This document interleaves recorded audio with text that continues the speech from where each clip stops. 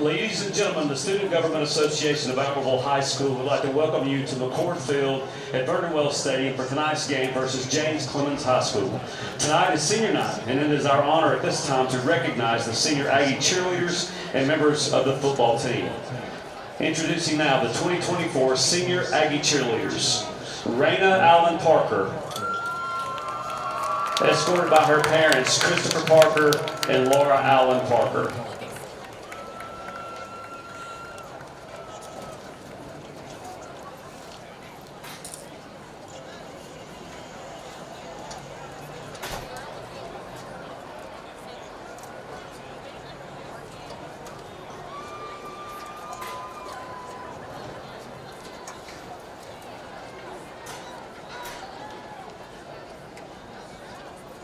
Rosa Karachi, escorted by her parents, Frank and Alicia Karachi.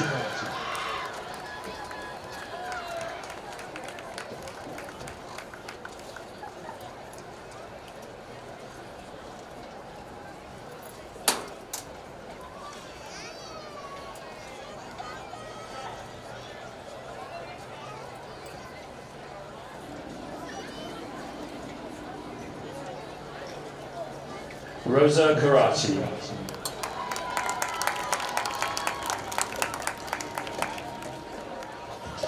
Hannah Maston, escorted by her parents, Jay and Natalie Maston.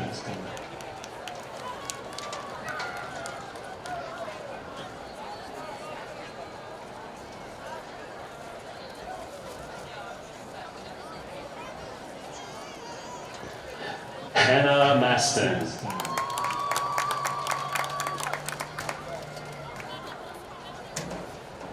Sarah O'Dell,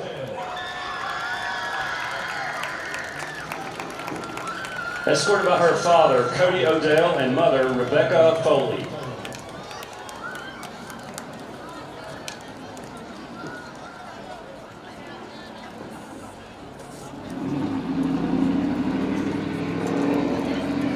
Sarah O'Dell.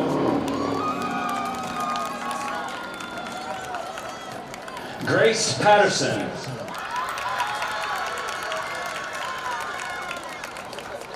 Escorted by her mother, Lisa Patterson.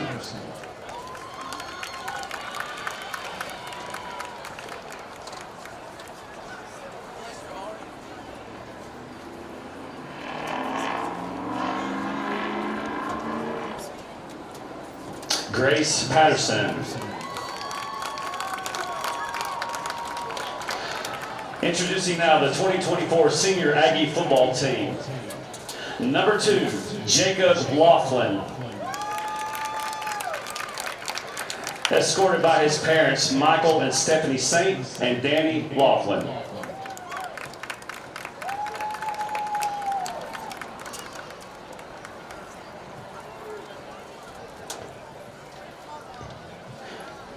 Jacob Laughlin.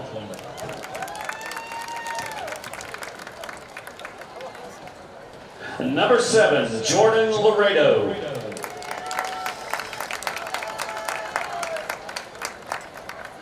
escorted by his parents, Heath and Abby Williams.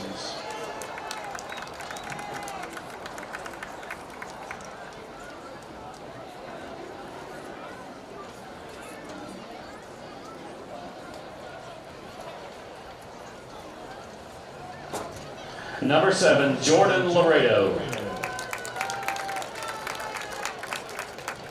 Number 10, Hunter Smith.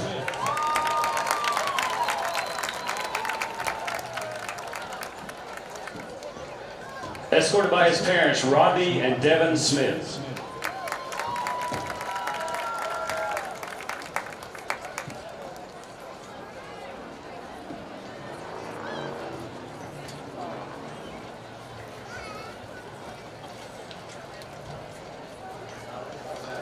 Number 10, Hunter Smith.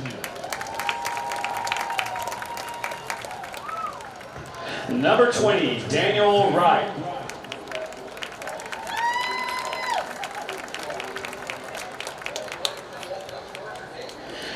Escorted by his parents, Billy and Rachel Wright.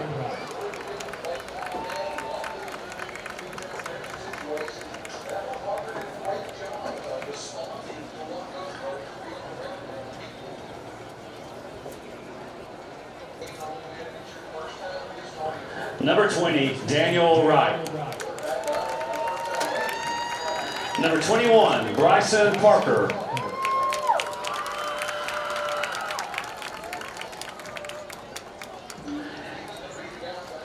Escorted by his parents, Chris and Samantha Enrico.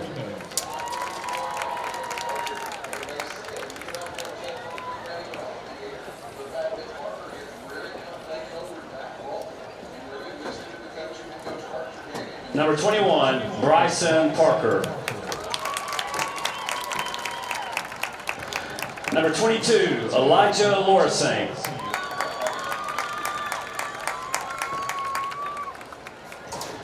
Escorted by his father, Monest Lorisane, and mother, Violet Slorville.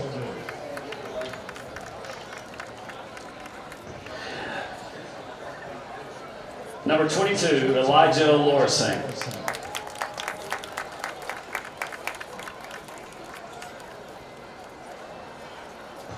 Number 47, Omar Ramirez.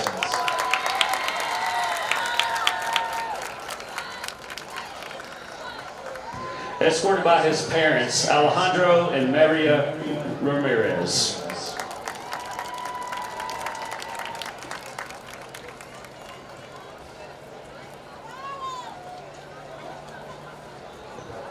Number 47, Omar Ramirez. Number 60, Kareem Lotfi. Escorted by his father, Tariq Lotfi.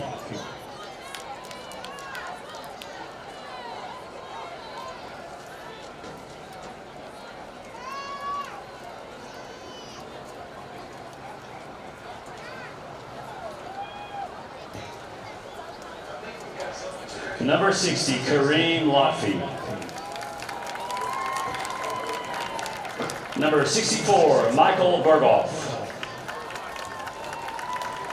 Escorted by his parents, Bill and Suzette Berghoff.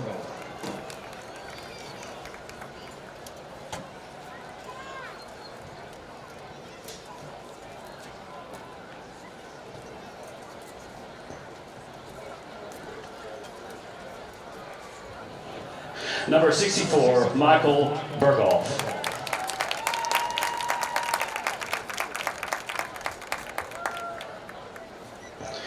Ladies and gentlemen, in memoriam, number 58, J.J. Staten.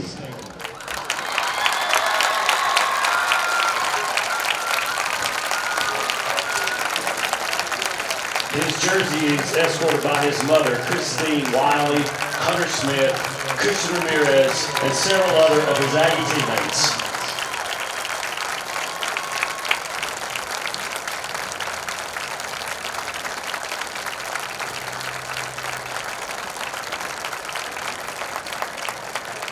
Ladies and gentlemen, let's thank and congratulate the 2024 Aggie senior cheerleaders and football team members for their accomplishments and for their efforts to these programs. Thank you very much, seniors.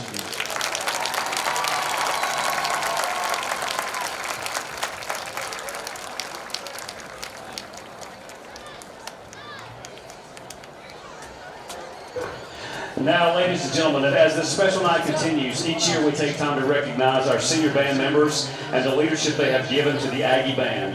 In 2020, these students endured an ever-changing landscape as the band program adapted to give students a safe and healthy band experience.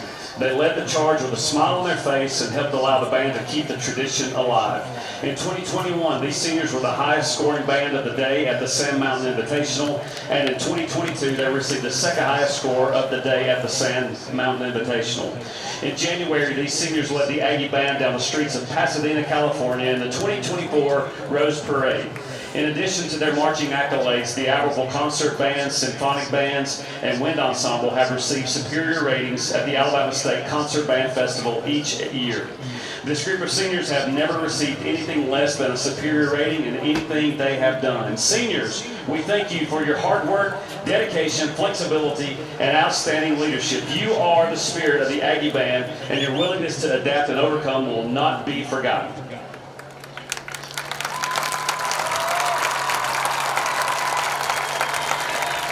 The 2024-25 Aggie Band seniors are Elizabeth Jones,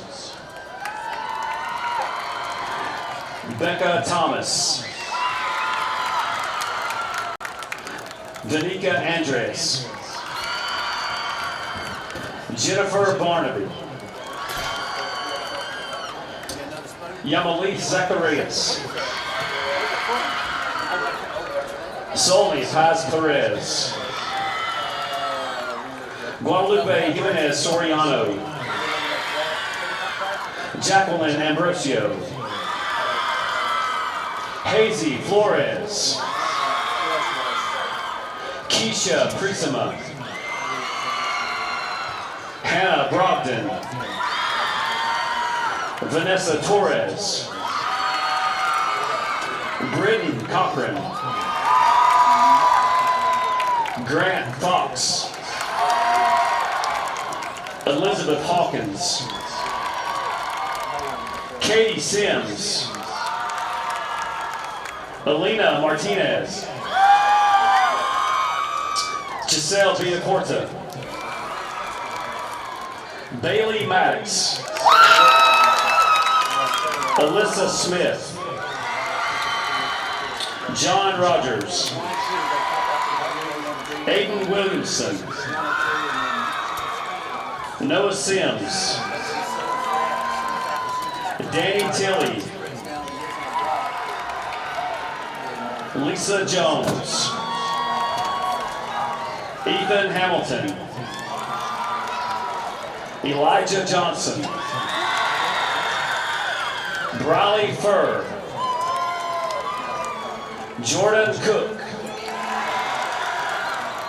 Anthony Ramirez. Martin Miguel.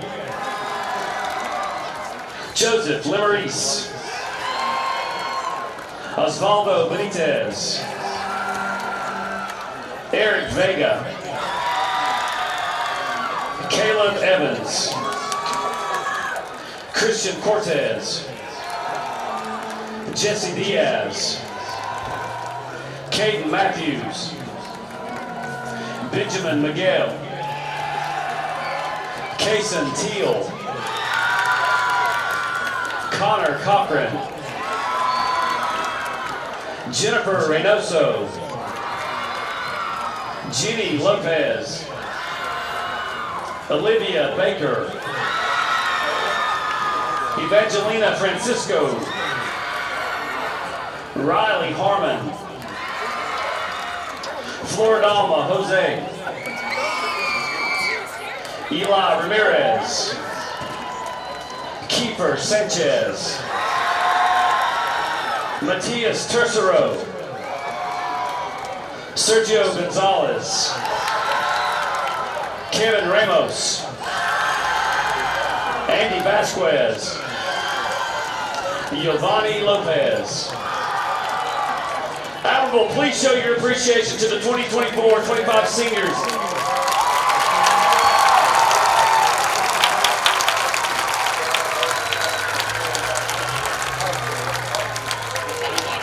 As we honor them with the playing of the Albertville High School alma mater.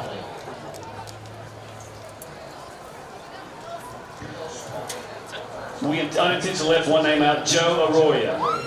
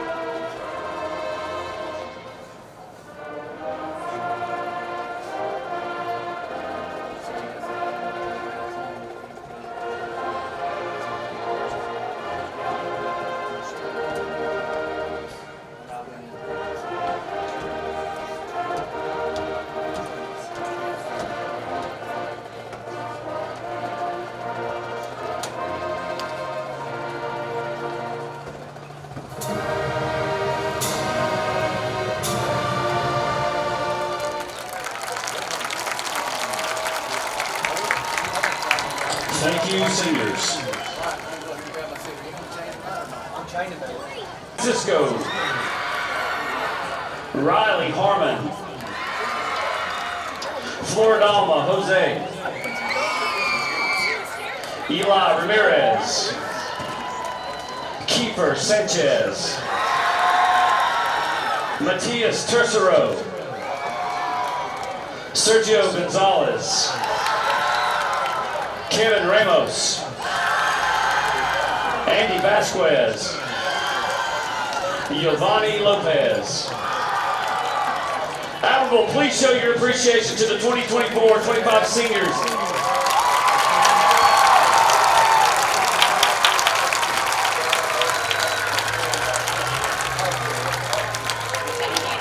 As we honor them with the playing of the Albertville High School alma mater.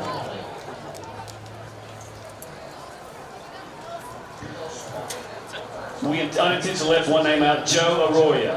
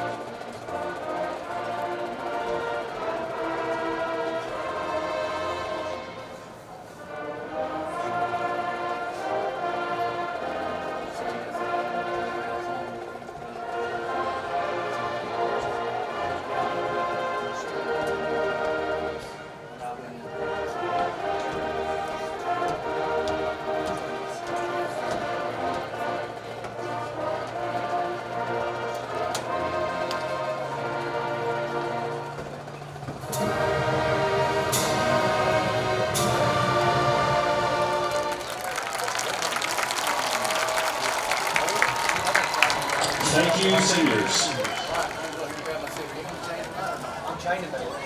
Hey folks, Mark Brickey, Sand Mountain Toyota. There's a lot to consider when buying a truck. Towing capacity, cab space, gas mileage, resale value. When you're talking with your salesman, is he willing to sit behind the wheel of the same kind of truck he claims to stand behind? Here at Sand Mountain Toyota, we buy what we sell. Not only do we stand behind our trucks, we put our own money and trust in Toyota trucks, just like you. Come by and check out our huge selection of popular Toyota trucks. Sand Mountain Toyota, we're more than a dealership. Since 1952, Wilkes Tire and Battery Service has been the place to take your vehicle for service you can trust.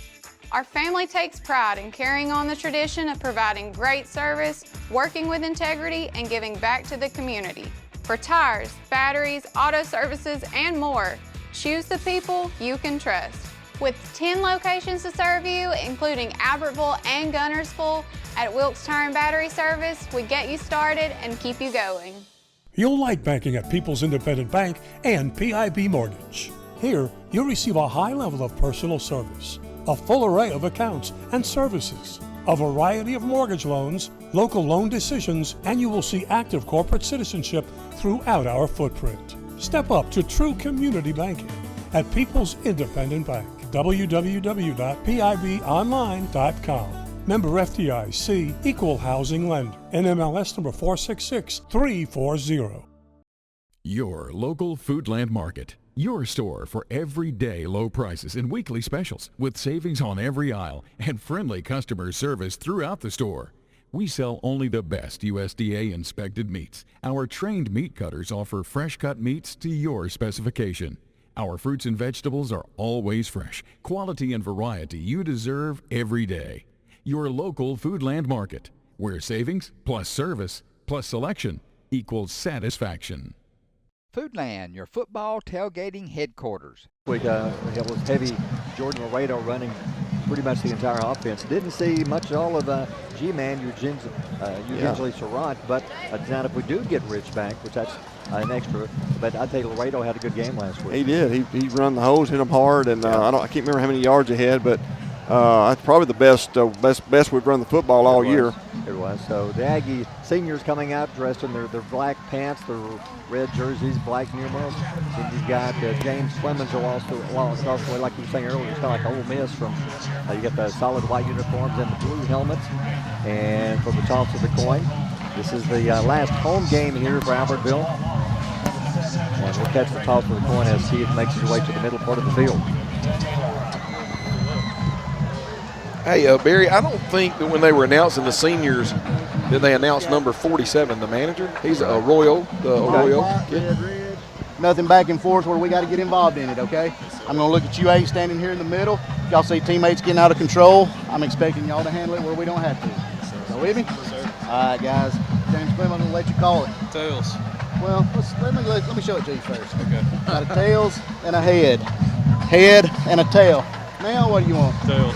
What'd he say? Tails. What'd he say? Tails. If I drop it, we're going to do it again. It is tails. You want to toss. Defer. You want to defer. As James Clements wins the toss, they're going to defer. They'll have the ball in the second half, so they won't put the Aggie offense out there first. Yeah, Barry, if everybody listening to the broadcast at home trying to visualize the uniforms tonight, we got black pants, red jerseys with black numerals, sort of like the Texas Tech Red Raiders home uniform. And then Keith and Jink, I think I'm going to go with North Carolina's away uniform with the baby blue and the white for James Clements. What do you think, guys? Yeah, you nailed it. Tar Heels right there. Looks just like them. And coming up next week, we'll be at Guntersville. The following week, we'll be bringing you Geraldine playoff football. Hey, if this year's anything like last year, it's going to be a great run. You never know. They're playing 5. It'll be a game we'll watch closely. And there's a lot of big games. So Boaz playing Arab tonight. That's a big game, helping to decide the region championship there. So how does that decide the region? If Boaz wins that, are they the region champs? Mike was saying it may come down to next week when you got a non-region game on who wins that one. It's a different kind of scenario. But one thing is, if Guntersville can actually go from number 1 last week to fall to 3, even if they win tonight against Douglas. So that one loss to Boaz could cost them. To number 3. Number 3. Holy road game. That's big. And who do they have? They have Douglas tonight, They right? have Douglas tonight, and you got Boaz and Arab, so we'll be watching that game closely also as the Aggies take the field, as well as James Clements. Beautiful night for football. It's almost, Keith, could you say it's almost 2-1 for football here at the end of October? It feels weird to be at the end of October. Now, it feels a lot better than the first game or two of the season, for sure. But now, hey, Guntersville next week, you never know what you're going to get. We might get an ice storm before that game starts. One of the two crazy weather scenarios. One time we went down there, y'all talked about it earlier, the fog game, when you can't see 10 yards in front of you. And then the 100th anniversary game we played here, that's the coldest I've ever been coaching a football game. It had rained early that day, and then the cold front came in. Guys, it felt like minus 30. I mean, it was 50-mile-an-hour winds. It was crazy. It was folding up umbrellas here in front of the press box. I remember that because it went from decent when the game started. Yeah. You're right, in the first quarter, people were trying to grab blankets. They were setting their seats on fire. It was crazy. We had, at the time, we had the fishing shirt. If y'all remember the fishing shirt the coaches wore, it was the untucked kind of fishing shirt. It was thin, okay? You start the game off, it's 60 degrees. By the end of the game, it's like 28, okay? It was wild weather, and it was freezing. One of the coldest games we did was at Guntersville, and Kevin Jones played for Guntersville and kicked what they thought was a record-breaking field goal. It was like a block of ice he kicked. That was one of the coldest nights I've ever. We were in the press box and still freezing. But now we're set to go. Hey, Barry's going to let you know Rich Revolte is dressed out on the sidelines, ankle taped up. Looks like he is going to be a go for this game. All right, we're set to go. And James Clements will kick off. We begin the 9th game of this season, one more week after this. Stick around for all the scores coming up following our game with a high school football scoreboard. High kick, very short kick. One of the up men's got it, 31-yard line, sidesteps one man, 35, don't knock him backwards. I believe that was Prater. Yes. Hey, Prater with a return, not much of a return, but hey, we're on the 35-yard line, first down and 10. During warm-ups, Jake, you and I were watching. The kicker was knocking them all the way from the, into the end zone. That right there, kind of a pooch kick that comes out. I think they were trying to catch Albertville asleep right there and get an early turnover. Push it back to about the 34-yard line. So here we go. Once again, Parker Gibson getting the start. Did a great job last week. Had another good week of practice this week. Laredo will get the start in the backfield. You've got Dez wide right side, Hunter wide left side. James Clements comes out with a 3-man front. Make it a 4-man front now. And the officials stop. We're going to get a delay of game on Albertville. They didn't get off the sideline quick enough, and Parker didn't get them lined up quick enough. And what was the official doing when he ran up to the football before he had a chance to snap it? I think the clock had been at 0 for 3 seconds. I had called it. It just took him a minute, I think, to get his flag out. The back judge to whistle it, but the umpire saw that. So Albertville behind the 8 ball right out of the gate. First and 15 for a snap. Return the hand to Laredo. Got a little hole. 30, 34. He gets back to the line of scrimmage, and then a little bit extra. Gain of about 5, maybe 6. So it's second down and 9. Boy, that offensive line last week really had a dominating performance against the defense. They come right out of the gate, down 5 yards. Barry, just a turnaround, simple handoff to Laredo. The offensive line gets those 3 guys up front on roller skates in a big 6-yard gain to get that back. We get the offensive line for you coming up. Had a chance to talk to Maddox Beck on Tuesday at Local Joe's. We'll get the name of the lineman. I see Kellen Hampton right up there in the middle. He also joined us at Local Joe's. Second and 9. Early first quarter. Aggies with the ball on the 35-yard line. Gibson out of the gun. The snap turns. Laredo hands it to him again. Left side. Got a little room again. 39-yard line on a game of about 4. Hey, the offensive line, he take away the penalty, and we'd be looking at the first down right now. Yeah, it was a really good job here. Coach, I don't know if you saw it here along the near side, but number 2, Jacob Laughlin, the senior, he just kind of, as he's playing this offensive tackle type position, guy wanted to take inside, he just washed him down. Laredo saw that, kicked it back out to the outside for a good gain. I did see that, and Kellen Hampton got down there and got after 2 right there. Big Kellen's coming into his own. Third down and 4, we'll call a guy, go to the 44. Yeah, like last week, we're taking a lot of time between snaps, using that play clock, keeping the ball away from James Clements. Now it's third down and 4 on their 40-yard line. Play clock down to 4, down to 3. Gibson waiting on the snap now. The snap turns, hands off again, up the middle, tries right side. He's going to be stood up around the 41, maybe a yard. About 3 yards short, 4th down and 3 coming up for the Aggies. Right before the snap of the football, Barry, that 3 defensive linemen, they all shifted here along the near boundary, brought that outside linebacker up into a defensive end position, and then walked the 2 middle linebackers up. I'm not saying that confused the offensive line, but you saw a lot of pointing of where they needed to go, and James Clements just kind of overwhelmed the line of scrimmage, nowhere for the running backs to go. I look for a fake, and I think James Clements is. They have 11 men right around the line. 4th and 2. The snap to Hunter. He thought about it. He's going to kick it away. He's going to get a good bounce. Nobody's back. 25-20. It's rolling inside the 10. Can they stop it in time? Yes. And they'll stop it at the 4-yard line. It's a good job, Hunter. So even though we didn't get the first down for this, we get that pin back inside the 5-yard line. Hey, you couldn't ask for a better punt, guys, and that's a great job by Hunter. He's been struggling a little bit. Hey, great job, Hunter Smith. I think James Clements is looking fake all the way. They had 11 men waiting on him, and that's why a good call by Hunter, choosing not to try to fake it and pick up 3 yards. Instead, he kicked it away. And Hunter did a good job. He got it going end over end, and it was a low kind of a line drive like he normally kicks. But, Barry, that thing hit about the 22-yard line and literally rolled another 18 yards.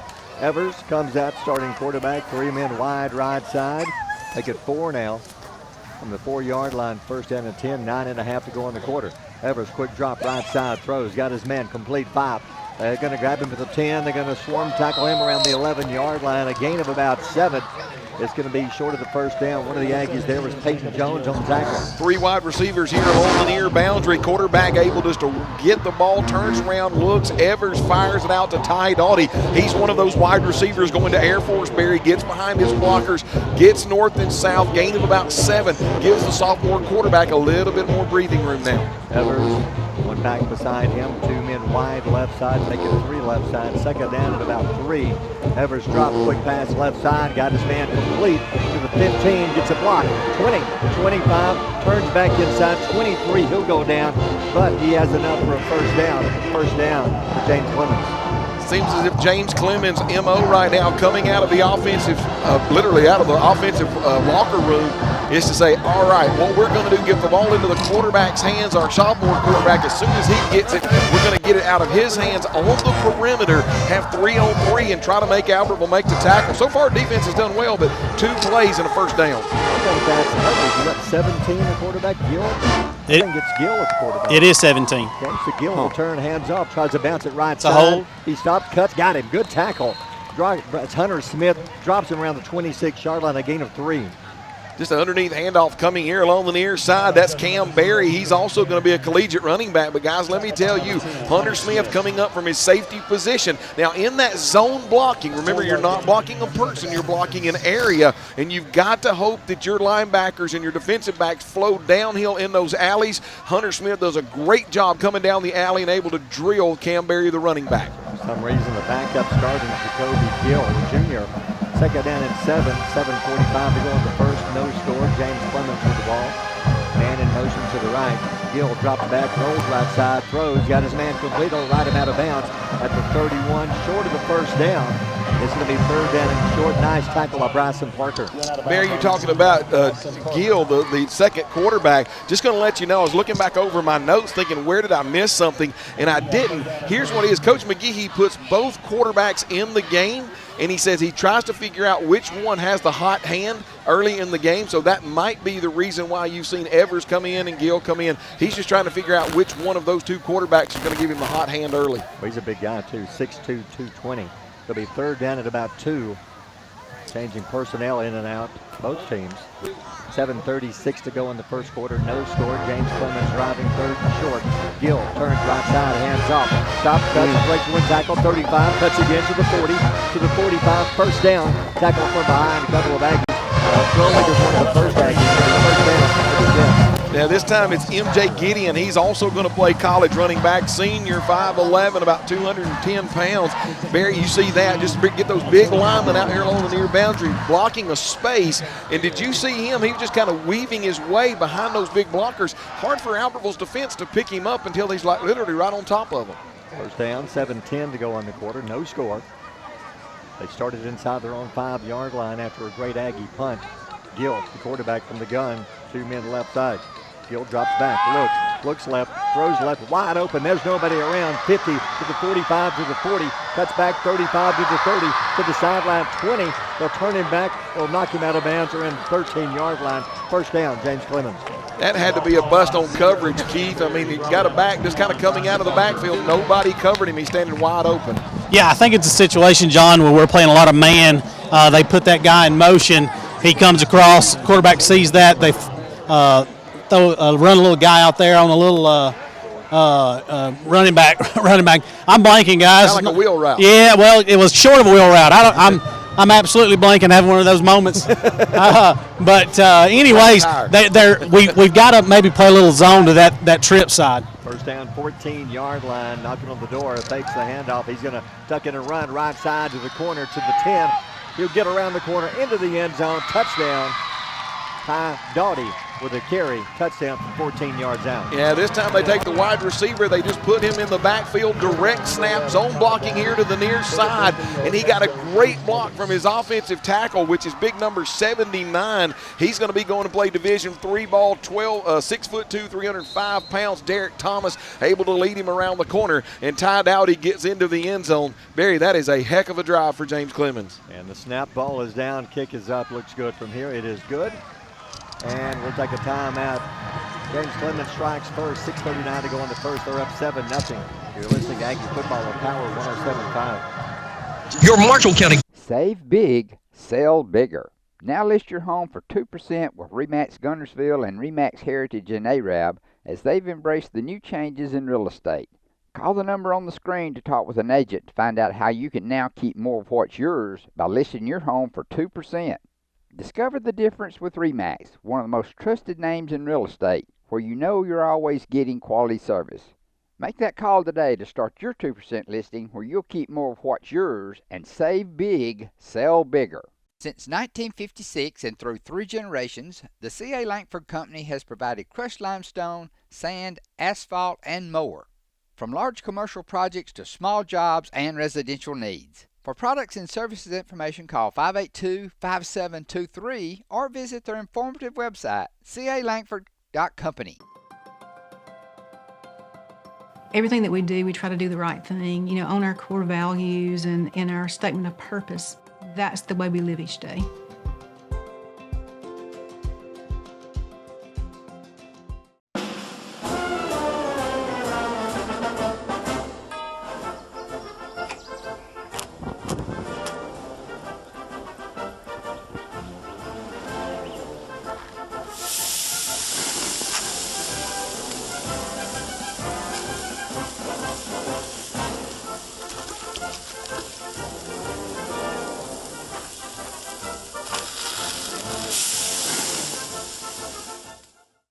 Marshall County Gas is a proud supporter of this Community Channel broadcast. Remember, gas does it better naturally.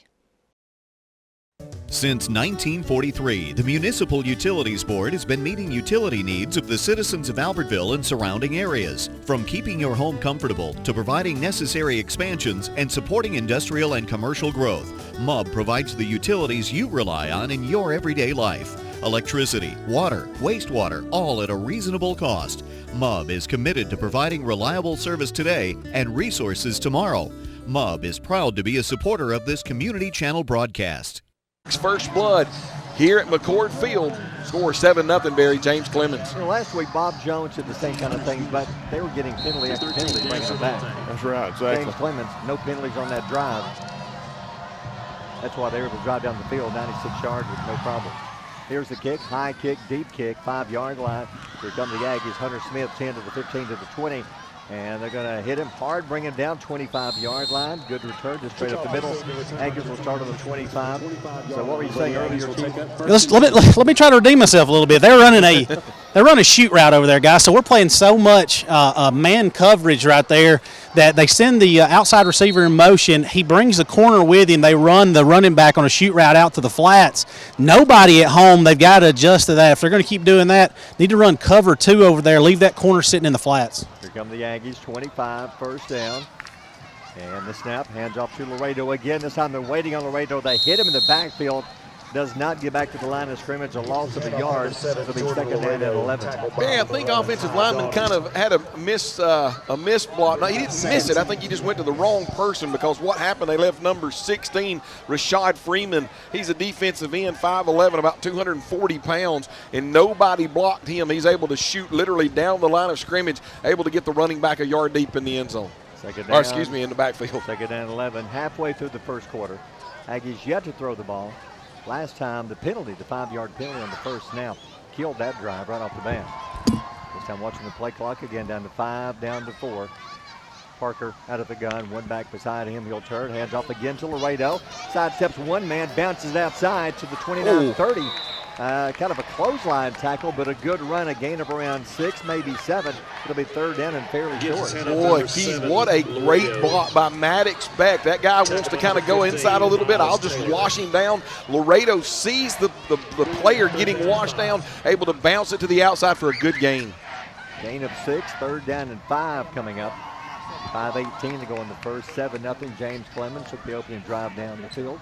Aggies, you have to throw it. 3 receivers left side, 1 to the right, 3-man rush coming. Third down and 5.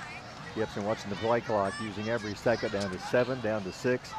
5, Laredo stands beside him. Now the snap, here they come from the corner, back to pass, has time, throws to the middle, got him, is intercepted. 35-yard line to the 30, 25 to the 20, 15 to the 10. Finally, somebody will grab him, bring him down inside the 10. But that one, Keith, went right into the defender's hand. Yeah, threw it right to him, guys. I think they kind of changed up their coverage right there, confused Parker. He threw it right in his chest. Keith, did it look like that he was – we had trips wide receivers here to the near side. Looked like Hunter Smith was the inside wide receiver going to run on a quick slant, and I think they just sat on it and said, hey, you're not going to get it to number 10. You can throw it to the other guys, but not number 10, and I think that's the reason why I threw it right into the linebacker's arms. Yeah, I think you're right, John. I think they gave him another look. I think that looked different to him. He thought that one was going to be there from the other coverages, and they just confused him right there on that one. The thing is, the receiver was wide open over the middle, too. He just missed him. Quarterback steps under center, first down, turns hands off left side. He'll try to bounce at the corner, stops, cuts back, and he will walk into the end zone untouched. Touchdown, it's 13-0. Keith, that's just a big mass of humanity, zone blocking. None of the defenders from Albertville could get loose from their blockers, and those blockers literally ran the defenders into the end zone. MJ Gideon with an easy run into the end zone. Yeah, it really looked good. John, number 82, get a name on him in a second. He really looked good on that one, too.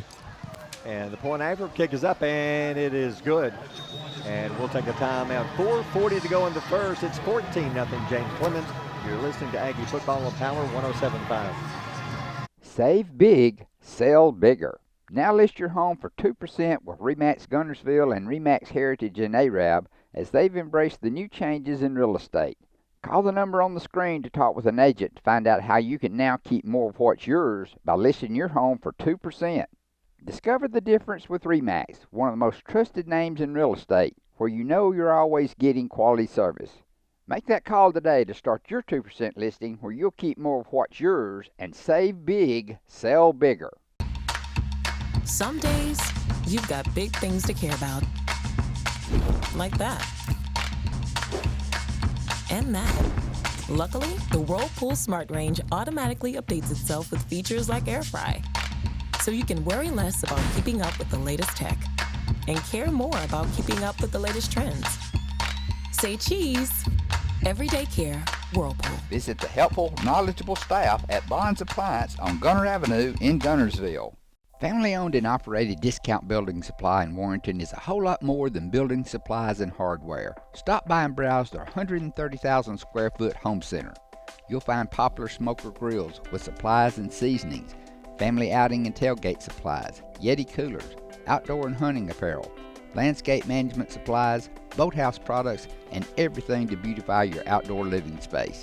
Discount Building Supply and Home Center. 3 generations of the Walker family proudly serving your family.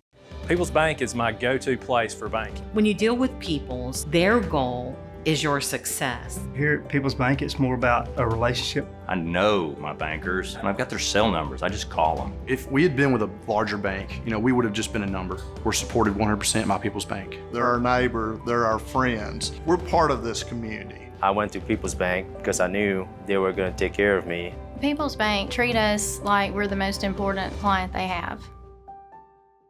James Clements strikes quick after the turnover. They're up 14-0. First pass attempted was picked off. And the thing is, back of that pass play, the receiver was open over the middle. He's kind of threw it behind him, Chris. Yeah, I think, Parker just, he got rid of it too quick. He did.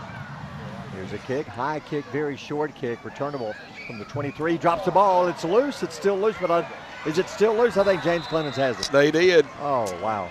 Was a pooch kick. It came down. Albertville back trying to bring it in. He actually had a James Clements player bearing down on him. Lost the ball, bounced around, had a chance to get it. And Keith, I think when he reached out to get it, he actually knocked it further away from him into the hands of a James Clements player. Yeah, he was trying to get there, get him a lot of effort, trying to get back on that one. And when he went to dive, his left hand poked the ball straight out away from him.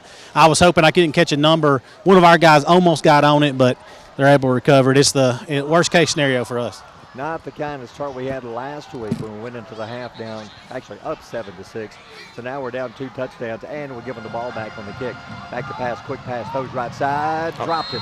30-yard line, tried to run before he caught it, incomplete pass. That wasn't a fumble, was it, John? No, he threw it forward. I just thought that, to be honest with you, I think the right side of the James Clements line, Barry, the guard and the tackle, looked like they left a little early into their pass block before the snap of the ball. I thought it should have been a penalty, but to be honest with you, I'd rather not have the penalty and the loss of down right there. Yeah, second down and 10 from the 30-yard line. Following the interception, it's 14-0. The Jets on top. 2 men wide left, 2 to the right. It's a second and 10. Gill, the quarterback, drops back, looks left side, throws. Got his man, dropped it again. Wow. Gill's thinking, what have I got to do? That's 2 passes in their hands. They've dropped both of them. I know who Coach McGehee is across the way. I don't know who the wide receiver coach is, but I bet I could guess because this time he jumped about 8 feet in the air and slammed his feet down. I mean, that is back-to-back times wide receivers have been wide open and dropped the pass and buried. And look, check it out. There was a penalty on the play, and I think Albertville declined it so that it'll go to 3rd down. I like that, 3rd down and 10. Thing is, the last 2 pass plays, the receivers have been wide open, and they just dropped it. Yeah, and they're motioning guys around so much, and we're playing so much man that we're a step behind, okay? Yeah. And their offensive staff is doing a really good job calling this game right now. There should have been 2 big plays. They catch the ball. 3rd down 10. He'll turn the hands off up the middle.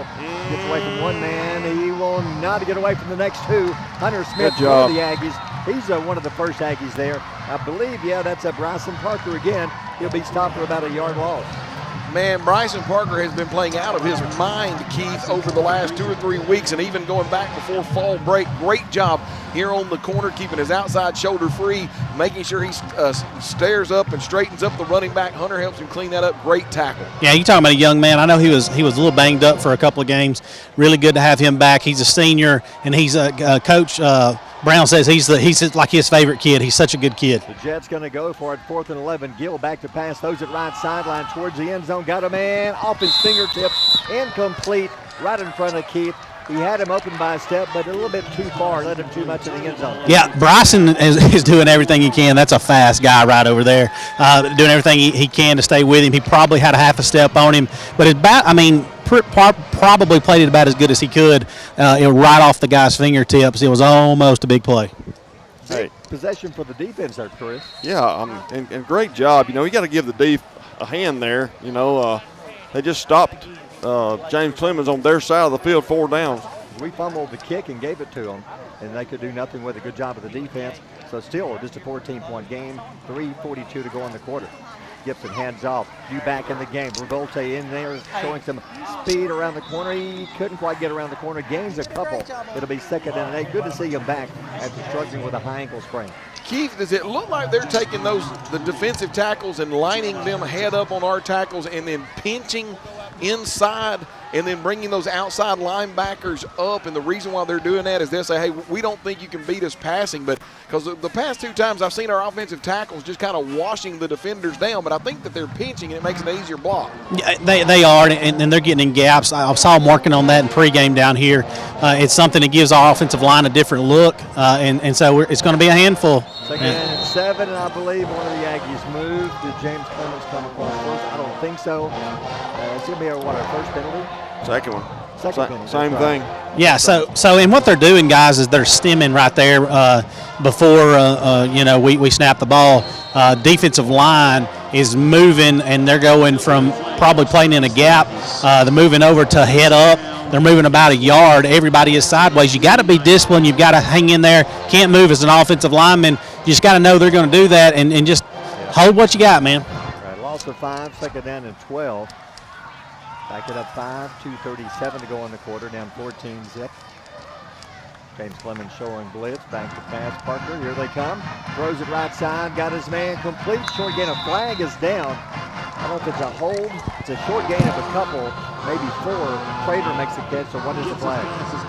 Gosh, I don't know how it can be a hold. Oh, man, we had an ineligible man downfield. You know what, Barry, when I go back and I'm looking at it right here in my mind and replaying it again, the inside receiver on the far side was on the line. He was not backed off. So when he went downfield, he was covered up by the outside wide receiver, which made him ineligible. They declined the penalty. All right, so it'll be 3rd down at about 8. Ball is on the 32-yard line.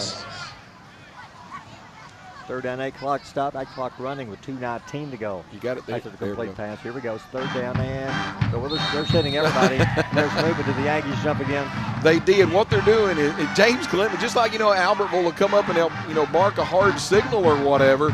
What ends up happening is now, Keith, you alluded to it, they start in a 3 front, and then when Parker starts shouting and doing the things that he's doing to get the play in and call the cadence, they shift, bring the linebacker down, and when they shift, that's drawing off some of those younger offensive linemen. Yeah, and at what point, guys, does it – because I know that can be called where the defense makes a lot, too much noise, and does something like that and makes the offensive line jump. I don't know at what point that it actually goes against the defense. All right, 3rd down, 13. Parker back to pass. Pressure's coming, rolls right side. Looks he's going to throw, got his man complete. Fighting for the 1st down, 37. They'll slam him down. It's still about 4 or 5 yards short of the first. Dez with a good catch, but still going to be short of the first. Should be 4th down at about 4. What a great job by Parker Gibson. Snap to him. They're bringing 2 linebackers right up the 2 A gaps, Keith, right at Parker. He rolls out to the right side, gets a great seal block by Maddox Beck to get him where he can turn that corner, and he's able to make the throw short of the 1st down, but a great job by the young quarterback to read what the defense was doing. Good job by Parker. Good pass and a good job by Dez going up and making the catch. Aggies will punt it away. Hunter, plenty of time. Good kick. Nobody's back again. And it's going to roll inside the 20, the 15 to the 10. Still rolling all the way down to about the 6. Good job by Hunter. That'll bring up that punting average. Oh, absolutely. One score in a late first quarter. 5 lead Geraldine 7-0. You think James Clements here in a little while, Keith, they're going to put one guy back there. They're not going to let 11 people sit around because I'm sure Coach McGee, even though they've scored, doesn't necessarily like starting from the shadow of his own goalpost. No, he doesn't, and he's obviously watched film. He knows we're subject to pull one down and run it on a punt. But credit Hunter, man, he's absolutely so far definitely the best night of punting he's had all year. This time they marked it just outside the 5-yard line. Last time they went 96 yards. After the first drive, after we pinned them inside the 5. Under a minute to go in the first, 14-0. Quarterback steps up the center. Man in motion, hands off the man, ends around, stops, cuts, spin, out to the sideline to the 20. It'll bring him down 23-yard line. Hunter, that's a late flag coming in. Are they going to call a horse collar tackle? Yep. I don't know about that one. Well, Coach Brown is trying to plead his case. The side judge didn't see it. It was the deep. Now they're going to wave it off. Good. I'm glad the great job by officiating there, Jink. The two referees getting together to say, no, that was not a horse collar tackle. Still a first down to the 23, a gain of 18, but possibly a touchdown saving tackle by Hunter because he'd had the sideline. So it's first down, clock running, 40 seconds to go in the quarter. Aggies down 14-0, and James Clements picking up the first down. 3 men wide left side. Gill, the quarterback, sends a man in motion to the right. Now back to the left. He'll drop back, looks left side, throws, got the man out of the backfield. 25 to the 30, 35 towards the sideline. Hunter turns it back in, holds him up and throws him down. There's another flag coming down right in front of the James Clements bench. It's either going to be a hold on James Clements. I don't think he got him at the face mask. No, I think that one's going to be a hold, guys. Going to back them up. Because he had 2 guys over there blocking. I think that's going to be on James Clements. Or is it? Well, it looks like it's on James Clements. It's a gain of about 16, but they're going to bring back part of that with a penalty. That may be the final play of the quarter, 17 seconds. As soon as they mark it off and start the clock, we'll see it is against James Clements. Got a face mask against James. I get it. Reckon one of the blocking wide receivers got his hands up into the face mask of one of our defenders. Hey. Is that still enough for a first, though? Yeah, it was, yeah. Was it? Okay, yeah, they're signaling. Dang it. Yeah, no, right. That's enough for a first, though, even with the penalty, first down. And with 16 seconds, they may have time for one more snap. First down, they're on their 34-yard line. 10 seconds, 9, 8. Gill out of the gun. Now steps up under center. A lot of motion. 4, 3. The snap. Turns hands off left side to the 35, to the 40. Close to a first down. He will get the first down, second ever to the 47-yard line. A couple of Aggies making the tackle. First quarter comes to an end. We'll take a time. And after one, James Clements up 14-0. You're listening to Aggie Football on Power 107.5. If your parents and grandparents owned a Ford, odds are they bought theirs at Alexander Ford in Boaz.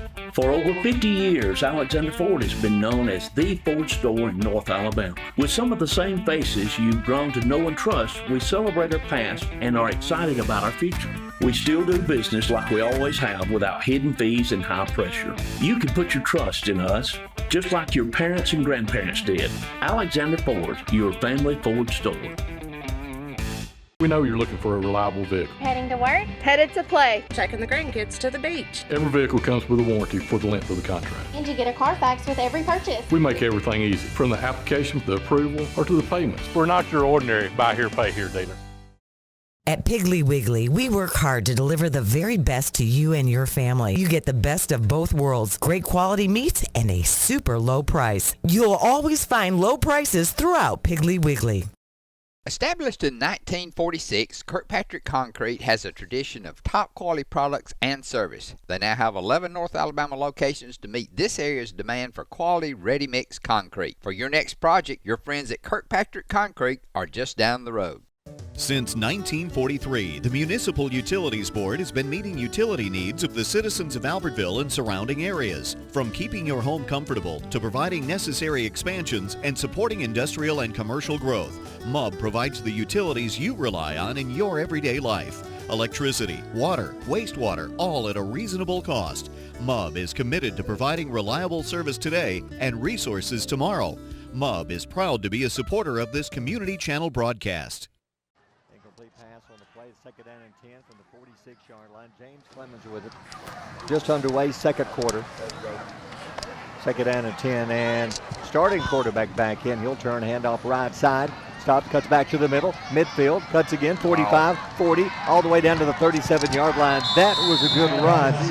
He changed directions 3 or 4 times. They finally bring him down. That time that was Cam Berry on the carry. You see what I was talking about? Sophomore quarterback turns around, knows he's got a collegiate running back behind him, hands that off, and then they let that guy with his eyes read what the blockers are doing. Rather than them having to block a person, they block an area, and then he literally looks like a water bug as he's able to juke and jive and get where he needs to go. Yeah, he's a really good back right there. Our end guy, I think it was Froelich, I believe, right there, turned it back in, did a good job, but you're right, the running back is a very good player. Evers back in a quarterback, out of the gun. Evers hands off.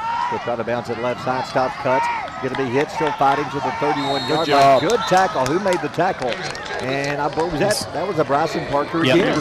Yeah, Bryson Parker did a good job. Keith, you said it, that he kind of sealed the end here at the numbers. And when that running back, I believe that was number 3, MJ Gideon, tried to turn upfield. I mean, just a textbook face mask in the numbers, wrap up his legs kind of tackle. Yeah, and really excited for him. Senior night here. He's really going to put it out on the field tonight, leave it out there, really try to help his guys win a ball game tonight. Another update, 5 now. They lead 14-0 in the second quarter. For the region championship there in that following Georgia coming up in a couple of weeks. Here, Aggies down 14-0. James Clements on the move again inside the 35. Evers hands off. He'll stop, cut. He's going to be hit, and they'll turn him in and wait for help for backup. They got him. 3 Aggies trade rights, one of those. You've also got Tate Jones and Talik Saint. Talik Saint, number 18, Barry's the one who kind of blew that entire play up. Coming in from the linebacker secondary area, gets upfield, gets in the running back's legs, nowhere for him to go. The rest of the Aggies rally around, but Talik Saint is the epicenter of that tackle. So third down and 9 with 10 minutes to go in the half. 3 men wide, right side. Evers, the quarterback, the top rolls right side. Looking down, throws, got a man complete, first down. 25, they'll throw him out of bounds. The thing about the offensive line they're talking about, they're not the biggest line, but they have to be penalized. Well, they got great footwork there, and that's one thing that Coach McGee said he prides his offensive linemen on. Yes, they're not as big as what you've seen, but they are very fleet of foot, and right there, you end up having the quarterback Evers rolling out to the right side. 2 wide receivers go deep. The inside slot receiver runs a sticks out route. Needed 10, gained 11, first down. Well-coached team. 9:26 to go in the half. Threatening again, up 14 points. Looking for more on our 25-yard line. Evers turns, hands off right side. Berry up to the middle, 20, 15, cuts back. Wow, what a burst of speed into the end zone. He goes in his 20-0. Once again, Keith, just a great job of that offensive line, zone blocking, the eyes of Cam Berry. He sees one little cutback lane, and it is off and gone to the races. Yeah, they do a really good job. You nailed it, John. Really good footwork for the offensive line. Their technique is really, really good. It doesn't matter how good we do outside, turning back in. They're just doing a great job in the middle, opening up holes. Running back's really good. They're going to go find the crease. And for the point after, kick is up. And it's good. We'll take a timeout. 9-10 to go in the half. It's now 21-0 James Clements. You're listening to Aggie Football on Power 107.5. Make your way. Hey folks, Mark Brickey, Sand Mountain Toyota. There's a lot to consider when buying a truck. Towing capacity, cab space, gas mileage, resale value. When you're talking with your salesman, is he willing to sit behind the wheel of the same kind of truck he claims to stand behind? Here at Sand Mountain Toyota, we buy what we sell. Not only do we stand behind our trucks, we put our own money and trust in Toyota trucks, just like you. Come by and check out our huge selection of popular Toyota trucks. Sand Mountain Toyota, we're more than a dealership. Since 1952, Wilkes Tire and Battery Service has been the place to take your vehicle for service you can trust. Our family takes pride in carrying on the tradition of providing great service, working with integrity, and giving back to the community. For tires, batteries, auto services, and more, choose the people you can trust. With 10 locations to serve you, including Albertville and Gunnersville, at Wilkes Tire and Battery Service, we get you started and keep you going. You'll like banking at People's Independent Bank and PIB Mortgage. Here, you'll receive a high level of personal service, a full array of accounts and services, a variety of mortgage loans, local loan decisions, and you will see active corporate citizenship throughout our footprint. Step up to true community banking at People's Independent Bank. www.pibonline.com. Member FDIC, Equal Housing Lender. NMLS number 466340. Your local Foodland Market. Your store for everyday low prices and weekly specials with savings on every aisle and friendly customer service throughout the store. We sell only the best USDA inspected meats. Our trained meat cutters offer fresh cut meats to your specification. Our fruits and vegetables are always fresh, quality and variety you deserve every day. Your local Foodland Market, where savings plus service plus selection equals satisfaction. Foodland, your football tailgating headquarters. 9-10 to go on the half. Here's your Gilbert and ball forward down to the throwing drive. Barry, most times when you punt teams inside their 10-yard line, they don't come away with points, but for the second time tonight, James Clements starts at their own 6-yard line. 7 plays, 94 yards later, Cam Berry does the honors from 25 yards out. Extra point up and good. James Clements leads this one 21-0 with a little over 9 minutes to play in the second quarter. Got to get something going in the air. I know we want to run the ball and use as much clock as possible. Got to make some of those little short pass plays. Here's the kick. High kick, short kick again. Returnable. Hunter to the 20-yard line. To the 20. Make that Talik Sate rather. And he's brought down right around the 25-yard line. Not bad. Decent field position. First down, Albertville. Guys, did Talik kind of get tripped up and was trying to get his footing, and it just accidentally one of his blockers hit him and knocked him down? I think, golly, that's kind of the way the night's been so far. Just Albertville's got to quit shooting themselves in the foot. Yeah, he kind of took a stiff arm to the back, didn't he? You saw that too? Yeah. Here come the Aggies. Let's see, Laredo will be in the backfield. We've got Hunter wide right side, and Dez wide left side. 9:05 to go on the half, down 21-zip. Parker turns, hands off to Laredo at the middle. He's going to be cut down as he dives over the line of scrimmage. 27, maybe 27. Second down at about 7 coming up. Well, that's a great job there by the offensive line to kind of open up the seam. Great job by the reaction of the middle linebacker, but not before Laredo gets north and south and gets a 2-yard gain, Barry. Second down and long. That seems to be the play call. Right up the middle. Yep. Using clock. 8:38 to go here in the half. Oh, they did it again. Now movement again. Is that on the Aggies again? It is. They went from that 3-front and they jumped into the 4-front, and when they did, one of our offensive linemen rocked back on his heels thinking that they were coming, and unfortunately another error that hurts us a little. Well, first drive of the game that killed us. Same thing. You got a young man right there that was playing in 8th grade last year. He's trying to just hold his water right here. All right, so it's second down and 13, we'll call it. Parker back to pass. Pressure's coming. Throws it deep right side. Too deep. Way over through Hunter. And incomplete. About 10 yards ahead of him. Guys, that's not good. Parker took a pretty good shot on that one. He knew pressure was coming. He unloaded it before they unloaded on him. He's laying flat of his back around the 12-yard line. Now, what we understand. The physicians and staff at Lakeside Clinic in Guntersville are proud supporters of our local schools and athletic teams. Lakeside Clinic in Guntersville, proudly physician-owned and operated. Simple turn and hand off. Let's see, third down and 13 with 8:17 to go here in the half. Wright getting the snap. He'll turn, hands off to Laredo, bounces the right side. Nice run, but not enough to the 25-yard line. He is cut down. Gets back to the original line of scrimmage. It'll be fourth down at about 10. You know, you talked about that tackle a few moments ago, Keith. Number 52, Maddox Beck, did a good job of kind of washing the defender down. Laredo saw that, got here to the outside, Barry, and if it wasn't from a great play from Bryson Dowdle, the cornerback, number 6 for James Clements, I think that's going to be a big game for Laredo because he was the last man for about 15, 20 yards. Sure was. So we'll check on Parker, see if he's going to be okay. Aggies will punt it away.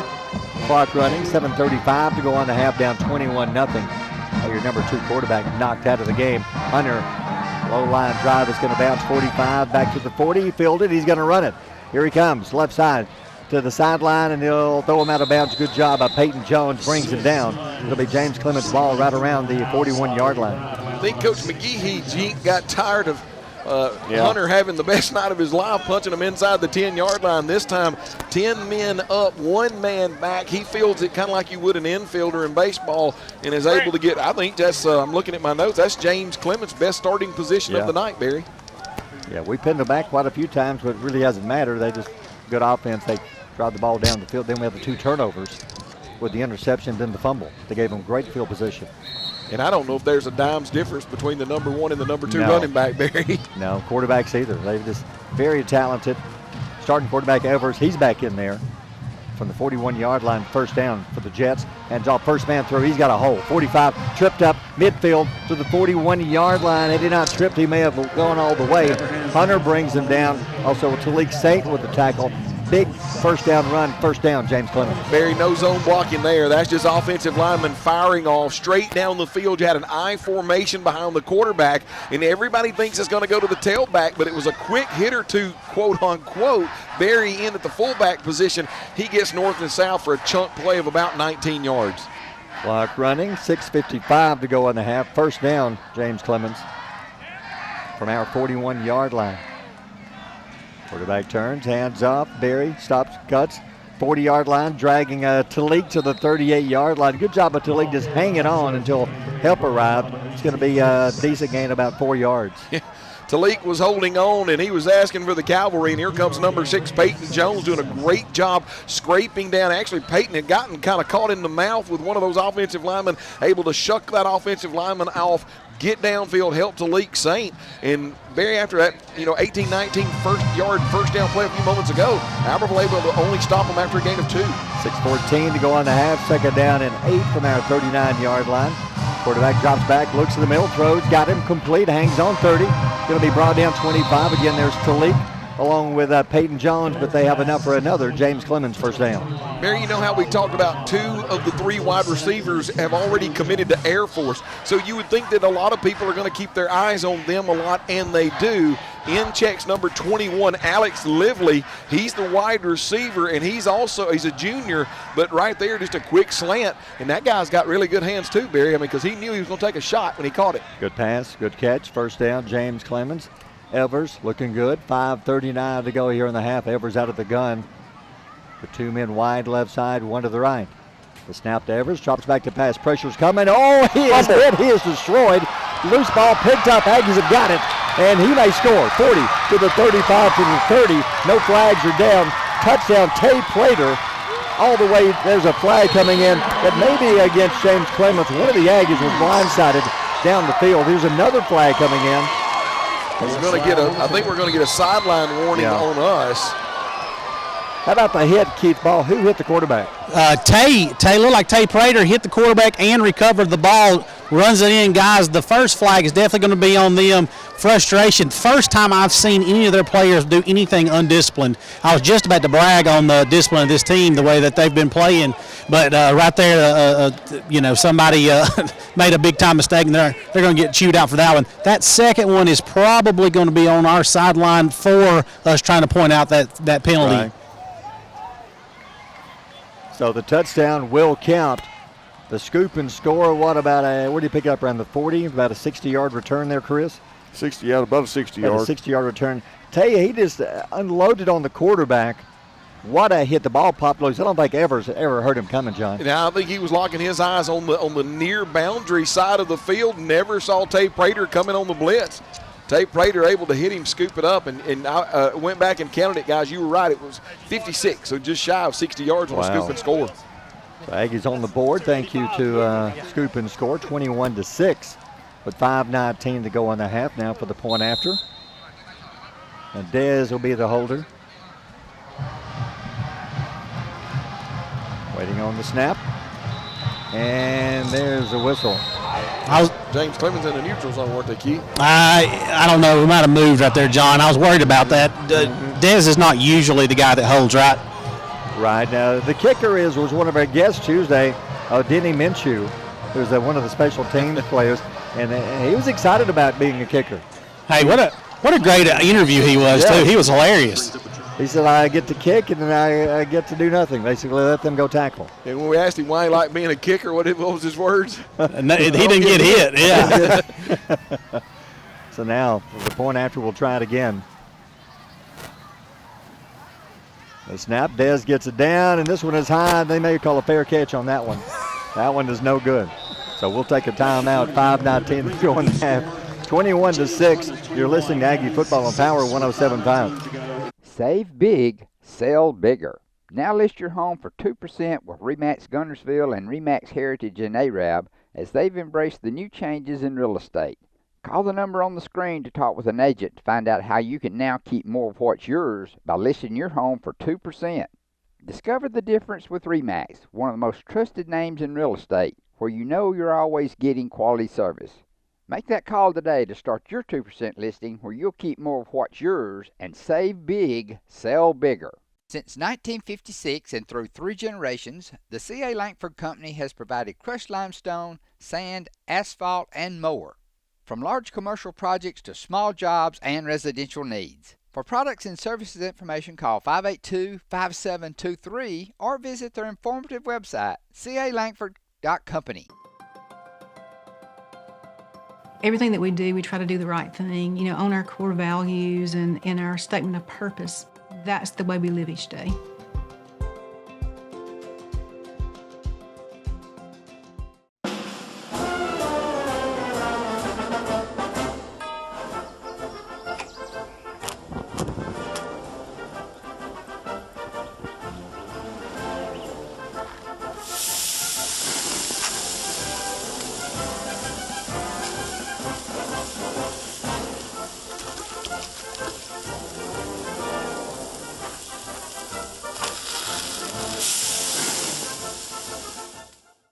Marshall County Gas is a proud supporter of this community channel broadcast. Remember, gas does it better naturally. Since 1943, the Municipal Utilities Board has been meeting utility needs of the citizens of Albertville and surrounding areas. From keeping your home comfortable to providing necessary expansions and supporting industrial and commercial growth, MUB provides the utilities you rely on in your everyday life. Electricity, water, wastewater, all at a reasonable cost. MUB is committed to providing reliable service today and resources tomorrow. MUB is proud to be a supporter of this community channel broadcast. Hey guys, I'm getting some text messages. The people are questioning the second flag on the play. Right. Again, the second flag was, I do believe, now that I've got a little more info, I do believe Coach Martin got a little excited on the return and ran all over the official. I don't blame him. He's the defensive coordinator. I would too. I'm telling you, man. I mean, what do you do? The guy got in the way. I'd have rode the official's back and absolutely pony whipping down the sideline. Well, and Barry, right now, Albertville kicking off from the James Clements 45-yard line because of that 15-yard personal foul. So Denny gets to redeem himself now with a kick. The kick, good kick, high kick, and it's going to go out of bounds. So Denny making sure he doesn't get hit. That's the best way to avoid getting hit is kick it into the bleachers. Got a flag over there. Don't you know what? Hey, Keith, you know what's the worst thing Denny's thinking right now is Coach McGee across the way declines it, makes him kick it again. I got to do it again. I got to back up. Guys, if I'm not mistaken, that's Taleke Saint's second scoop and score this year. Didn't he scoop and score against somebody else? Well, that was Tate Prater that scooped and scored. Okay, but yeah. You're right. That's the team's second one. You are right. Yeah. And how about Tay showing some speed down the middle after he scooped it up? Yeah. Defense playing well. It's 21-6. 5:19 to go here in the half. James Clements under center. Evers hands off up the middle. Bounces off right side. 25 to the 30 to the sideline. And they'll bring him down around the 40-yard line. Boy, they're so quick when they get around the corner. It's going to take somebody with a touchdown saving tackle. And it happened. I couldn't see. Was that Hunter? Couldn't see. Or was that Thompson? Made the tackle. It may have been Keegan Thompson. Yeah, I think it was Keegan on that one. All the way to the 41-yard line. First down. Once again, they line up in that I formation with both of those really good backs in the backfield. You'd think a lot of times that they're going to go to the tailback. It's just kind of handing it off to the fullback, which is zero Cam Berry, and he follows that zone blocking around the far boundary. And Berry just a big chunk play for the running game. 4:51 to go in the half. James Clements threatening again on their 41 with a first down. Evers hands off. Left side now cuts in the middle. 45 cuts again. 50-yard line. Making the tackle, actually just getting run over was Thompson, but he hung on long enough to bring him down. He's just trying to protect himself. First down, James Clements to our 45-yard line. Keith, right now it looks like that the offensive line of James Clements is just kind of having their way with the defense and pushing them. If they want to go one way, we'll push them that way because we know we have good enough running backs and back-to-back plays from the two good running backs. Chunk plays took them 2 plays to get from their 18 all the way into Albertville territory. Well, they're very physical, John, up front, and we talked about them being very disciplined. The way that they can change formations, they can go from the spread, they can go down in the eye, and a quarterback can go from the shotgun to under center, and really the only penalty so far has been where a guy got hit in the back. So this is a good football team we're playing over there. Any word on Parker Gibson? I know we haven't had to go back on offense since he went out with an injury. I know we couldn't tell if it was maybe breath knocked out of him, but I'm not seeing him on the sideline standing around. That's not a good sign. No, and I'm going to go down here. I don't see him on the trainer's table right now. He was holding There he is. You're right, Chris. He's now standing, and he's on the sideline there. Yeah, he was holding like an upper hip, lower rib area. Right. I think his –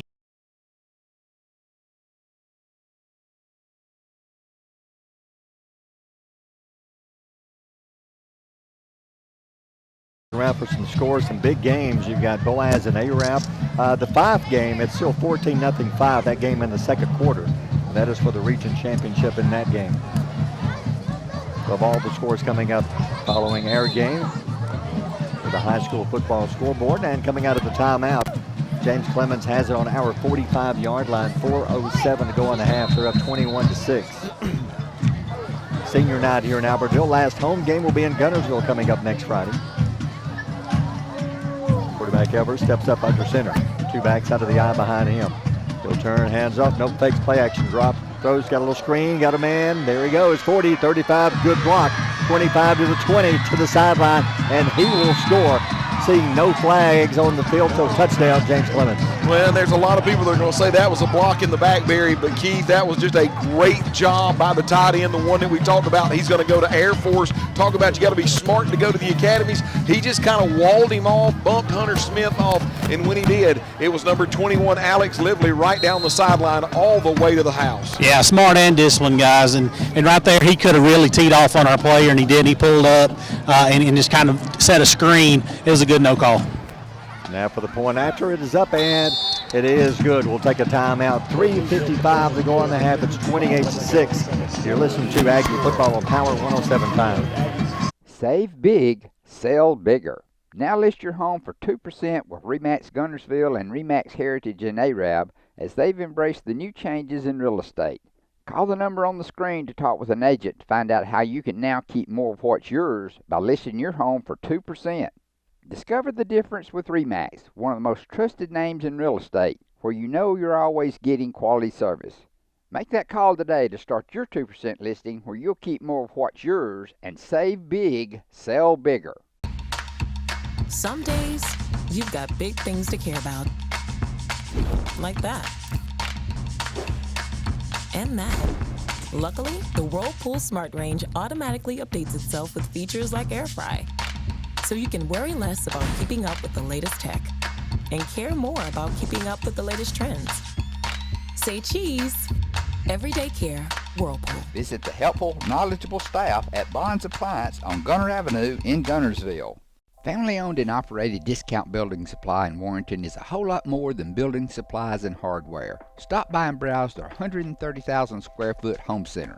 You'll find popular smoker grills with supplies and seasonings, family outing and tailgate supplies, Yeti coolers, outdoor and hunting apparel, landscape management supplies, boathouse products, and everything to beautify your outdoor living space. Discount Building Supply and Home Center. 3 generations of the Walker family proudly serving your family. People's Bank is my go-to place for banking. When you deal with People's, their goal is your success. Here at People's Bank, it's more about a relationship. I know my bankers, and I've got their cell numbers. I just call them. If we had been with a larger bank, we would have just been a number. We're supported 100% by People's Bank. They're our neighbor, they're our friends. We're part of this community. I went to People's Bank because I knew they were going to take care of me. People's Bank treat us like we're the most important client they have. Well, we had the scoop and score. This kind of made James Clements mad. They come right back and march down the field with a big 5-yard touchdown pass play. Here's your Gilbert and Ball Ford and Albertville scoring drive. Yeah, starting on their own 18-yard line. 3 plays, 82 yards later, James Clements able to get the ball into the end zone, courtesy of Lively, the wide receiver, on a quarterback bootleg. Throws it out here in the flat. Lively's gone with a great block. Extra point up and good. James Clements pulling away 28-6.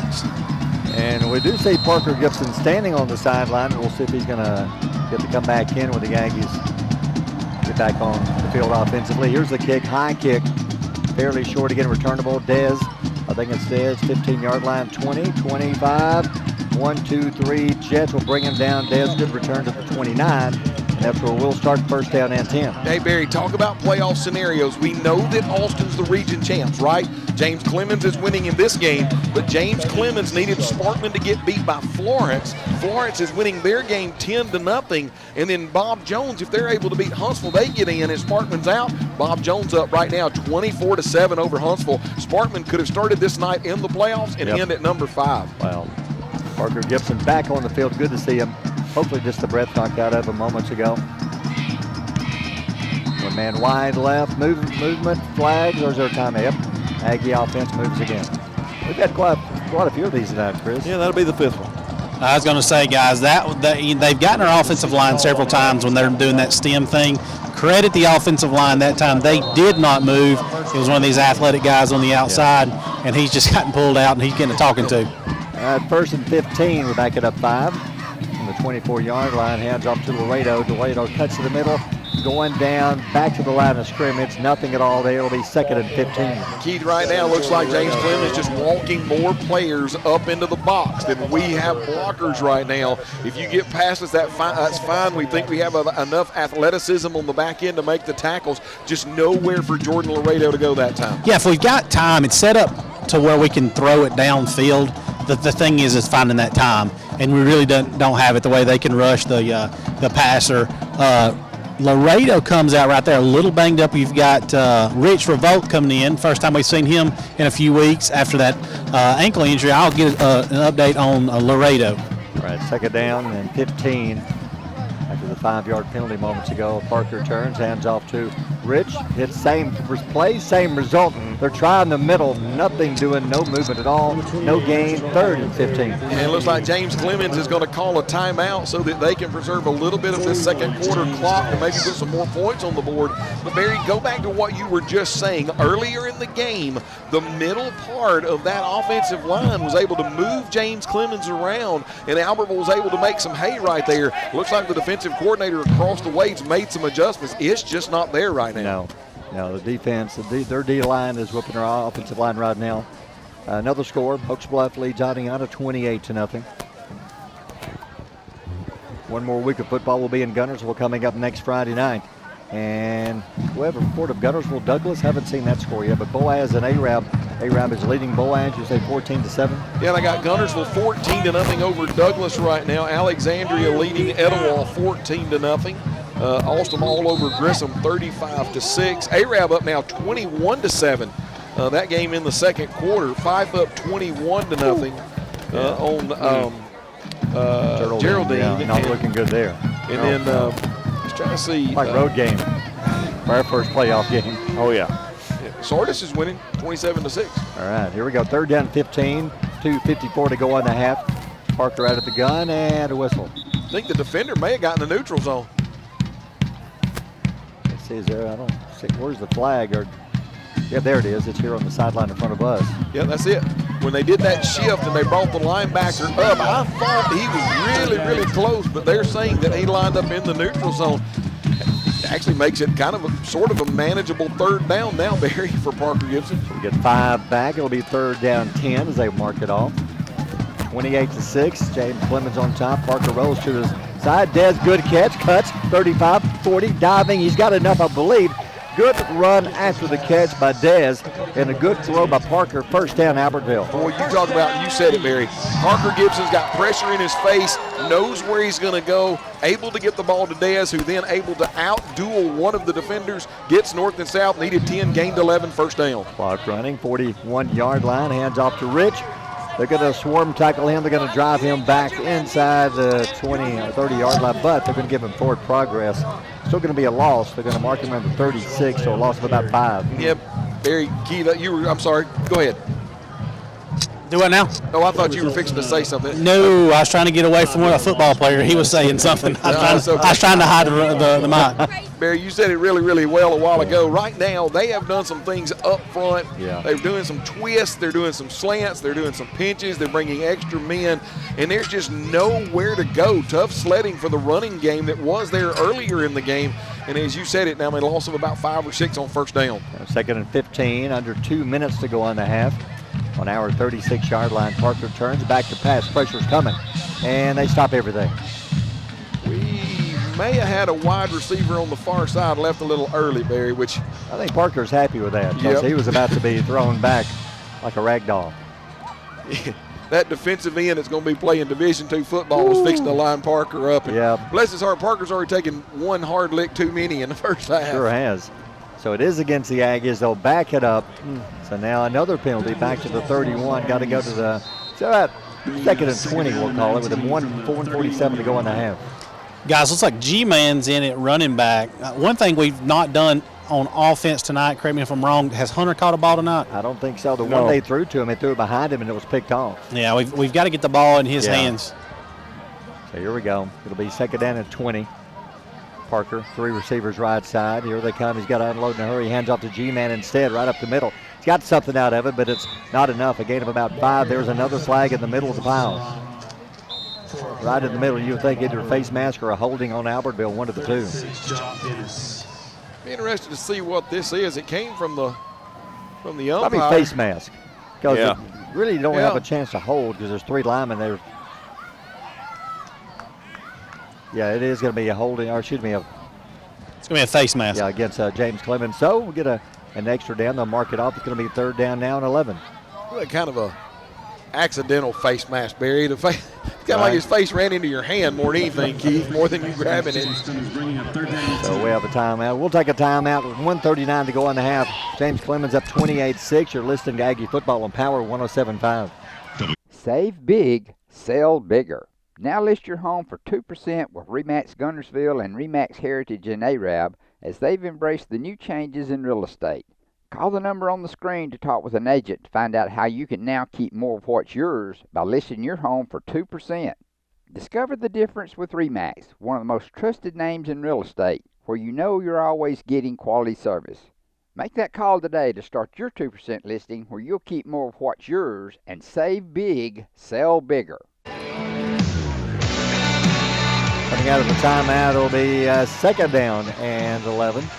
We're on our 40-yard line, 1:39 to go on the half. Parker back to pass. Pressure's coming, throws to Hunter, makes the catch, gets away from one man to the 45, to the 50, still fighting, first down, all the way to the 43.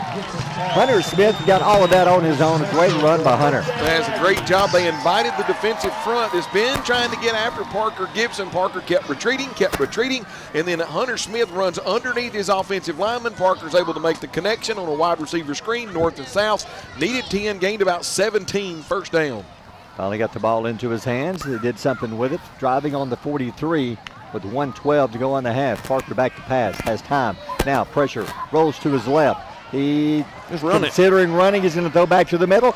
Got it. Good pass. Good catch. He found, who's that? Is that Hunter? Nope, that's Talik. Made the catch in traffic, almost enough for a first down. Talik was in the middle of his route, realized that Parker Gibson was getting pressure. The pocket was collapsing. Parker, with the wherewithal to get out away from the pressure, doesn't go past the line of scrimmage. Talik comes down, sits down. Parker finds him, moves the chains. First down, great job. Still time, 47 seconds. First down on the 33. Parker drops back, pressure's coming. Throws it right side, picked off almost. Boy, a good job by the Aggie receiver, kind of keeping the defender away from the football. Yeah, it looked like that was number 11, Brant Sweat, the sophomore. He's 5'9", Keith. He used every bit of that 5'9" plus an outstretched hand to keep the ball out of the James Clements defender's hands. Yeah, Jeremiah Pritchett, defensive back senior for the other for the bad guys, we'll call him. If he turns his head a split second earlier, that's probably a pick six. It almost hit him in the side of the head. He could break on the ball. He's got a lot of speed. We've got to get the ball downfield. 33-yard line, second down and 10. Still time, 38 seconds to go on the half. Aggies driving. Gibson back to pass, right side. Got Dez. Gets a good block. 30. Spins. 28-yard line. We got 3 timeouts. Probably going to use one with 30 seconds. We're going to have it third down and about 4 when we come back. We'll take a timeout. 29.5 to go in the half. We're down 28-6. But driving, you're listening to Aggie Football on Power 107.5. Hey folks, Mark Bricky, Sand Mountain Toyota. There's a lot to consider when buying a truck. Towing capacity, cab space, gas mileage, resale value. When you're talking with your salesman, is he willing to sit behind the wheel of the same kind of truck he claims to stand behind? Here at Sand Mountain Toyota, we buy what we sell. Not only do we stand behind our trucks, we put our own money and trust in Toyota trucks, just like you. Come by and check out our huge selection of popular Toyota trucks. Sand Mountain Toyota, we're more than a dealership. Since 1952, Wilkes Tire and Battery Service has been the place to take your vehicle for service you can trust.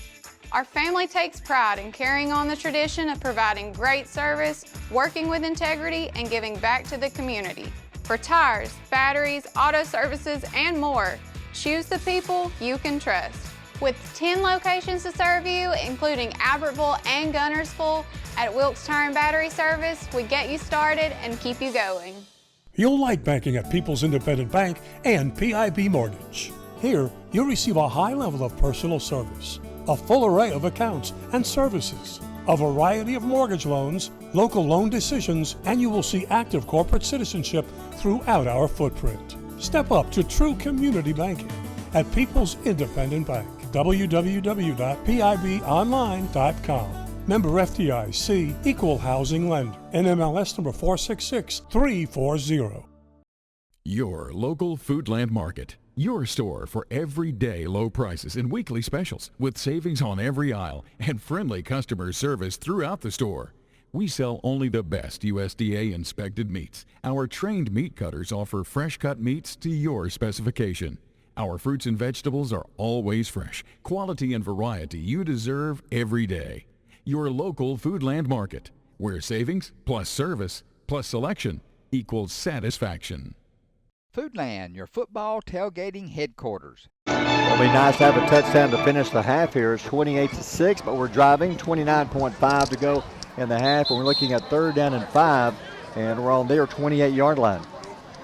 Any score right here, Barry, whether it's 28-12, 28-9, I mean, anything that gets us a little bit closer and having a drive to close out the first half gives you a little bit of breath of fresh air going into the halftime locker room. Aggies just do not need to come away with no points or unfortunately, a turnover. 5 receivers, nobody in the backfield with Parker, and a flag. Flag before the snap. It's all sides on them. Yeah, you got looks like the far defensive ends lined up in the neutral zone. You are correct. So it's either going to be just enough for a first, depending on how he marks it off. But it's third and right at 5, maybe 5.5. Let's see, is it enough for a first? Let's see where they spot it. Well, they got to measure. Are they going to give it to him?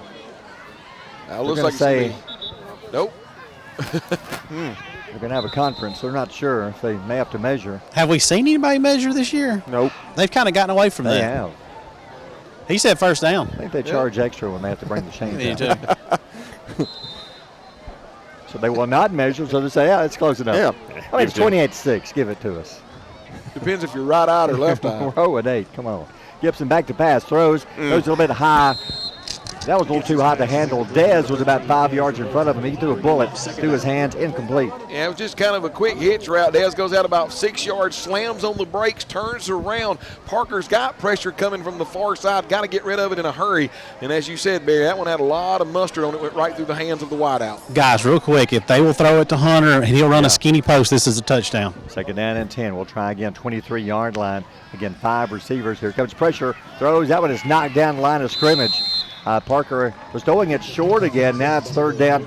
I think you got to go back to 3 or 4 receivers. That 5 receivers, he has no protection in the backfield with him. Well, and that time he's running the same play that he ran here along the near boundary that got a pretty good chunk of yards. This time, unfortunately for him, number 41, which is the defensive end, James Hollis, comes upfield. He's about 6'1", able to get that entire frame in the air, bat that ball down, and bring up a long third down. 22.6. We still have a couple of timeouts. And we're on their 23-yard line. Here we go, third down and 10. Again, 5 receivers. Here comes pressure. Parker back to pass. Pressure's coming. in his face. He throws it up for grabs, and it's picked off. Oh, and he is playing at the 4-yard line. He threw that one up for grabs, and really the Aggie receivers had no chance of getting over to it. Closest two people there were defenders for James Clements. Keith, that looked like that might have been a flag route or to Hunter. He just had to get rid of it way, way early because of the pressure coming after him. And when he did, the defensive back, cornerback on the far side just kind of sat on that route. It was an easy interception. Yeah, so they were in that 5-wide set. Hunter's the third receiver. And you're exactly right. They were going to run a flag route with him. Tried to run the other two guys short. The defensive backs played their zone like they were supposed to instead of playing man. But I'm telling you right there, if they'll line up in that same alignment and Hunter runs a skinny post, it's a touchdown, guys. I'd have went to 3 receivers and left somebody 2 men in the backfield to block because the 2 edge rushers, they were just about to unload on Parker. Barry, it looks like defense took Albertville took a timeout right there. Gene, did Albertville take the field? I mean, James Clements was lined up ready to go, but we only had 10 players on the field. Well, I think we had too many on the field. Too many. Yeah. There was a wide receiver here along the near. Here's what's bad, Barry. Yeah. I think we had an open wide receiver, and we had too many men on the field. Yeah. So 16 seconds. It's 28-6, James Clements. They have the ball on the interception. That's what our third turnover in the game. And they'll start on the 4-yard line. You would think they would just play it safe, but with their speed, I right back and throw it deep. Barry, they've started twice inside their 5-yard line. They have. Scored touchdowns. I wouldn't doubt it now. That's victory formation. I think they'll take a knee and go to the locker room, and they will. The snap shouldn't stop the clock. 11 seconds, 10, it will wind down. So the Aggies had a chance before the half.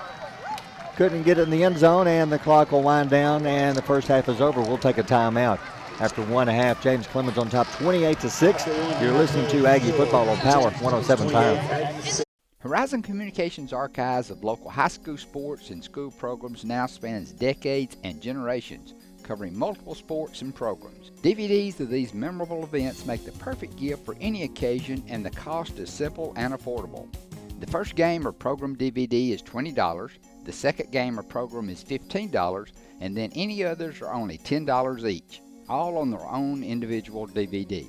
Pre-1990 games converted from coaches' films are as low as $5 per game. We have hundreds of games from the late 50s on up. Give us a call at 256-582-7373, message us on Facebook, or email mharden@horizoncommunications.net to check the availability of your desired event. Let Horizon Communications help you with the gift of video to be treasured for a lifetime. Since 1992, Horizon Communications has brought you community channel programming. As we're preparing for another season of high school sports, we'd like to take this opportunity to thank our many loyal community-minded sponsors who've supported Horizon's local origination programming through the years. We encourage our local viewers to patronize our local sponsors and let them know how much you enjoy Horizon's community channel broadcast. For information on joining our team of community channel broadcast sponsors, give Mike Harden a call at 256-582-7373.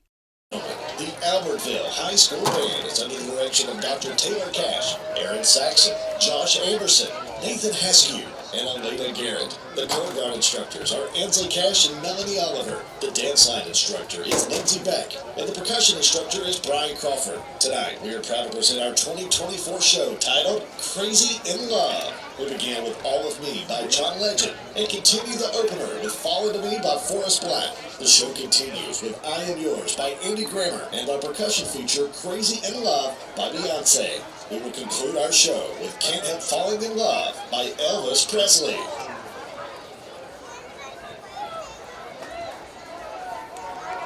The Aggie Band is under the field direction of drum major Landon McCann.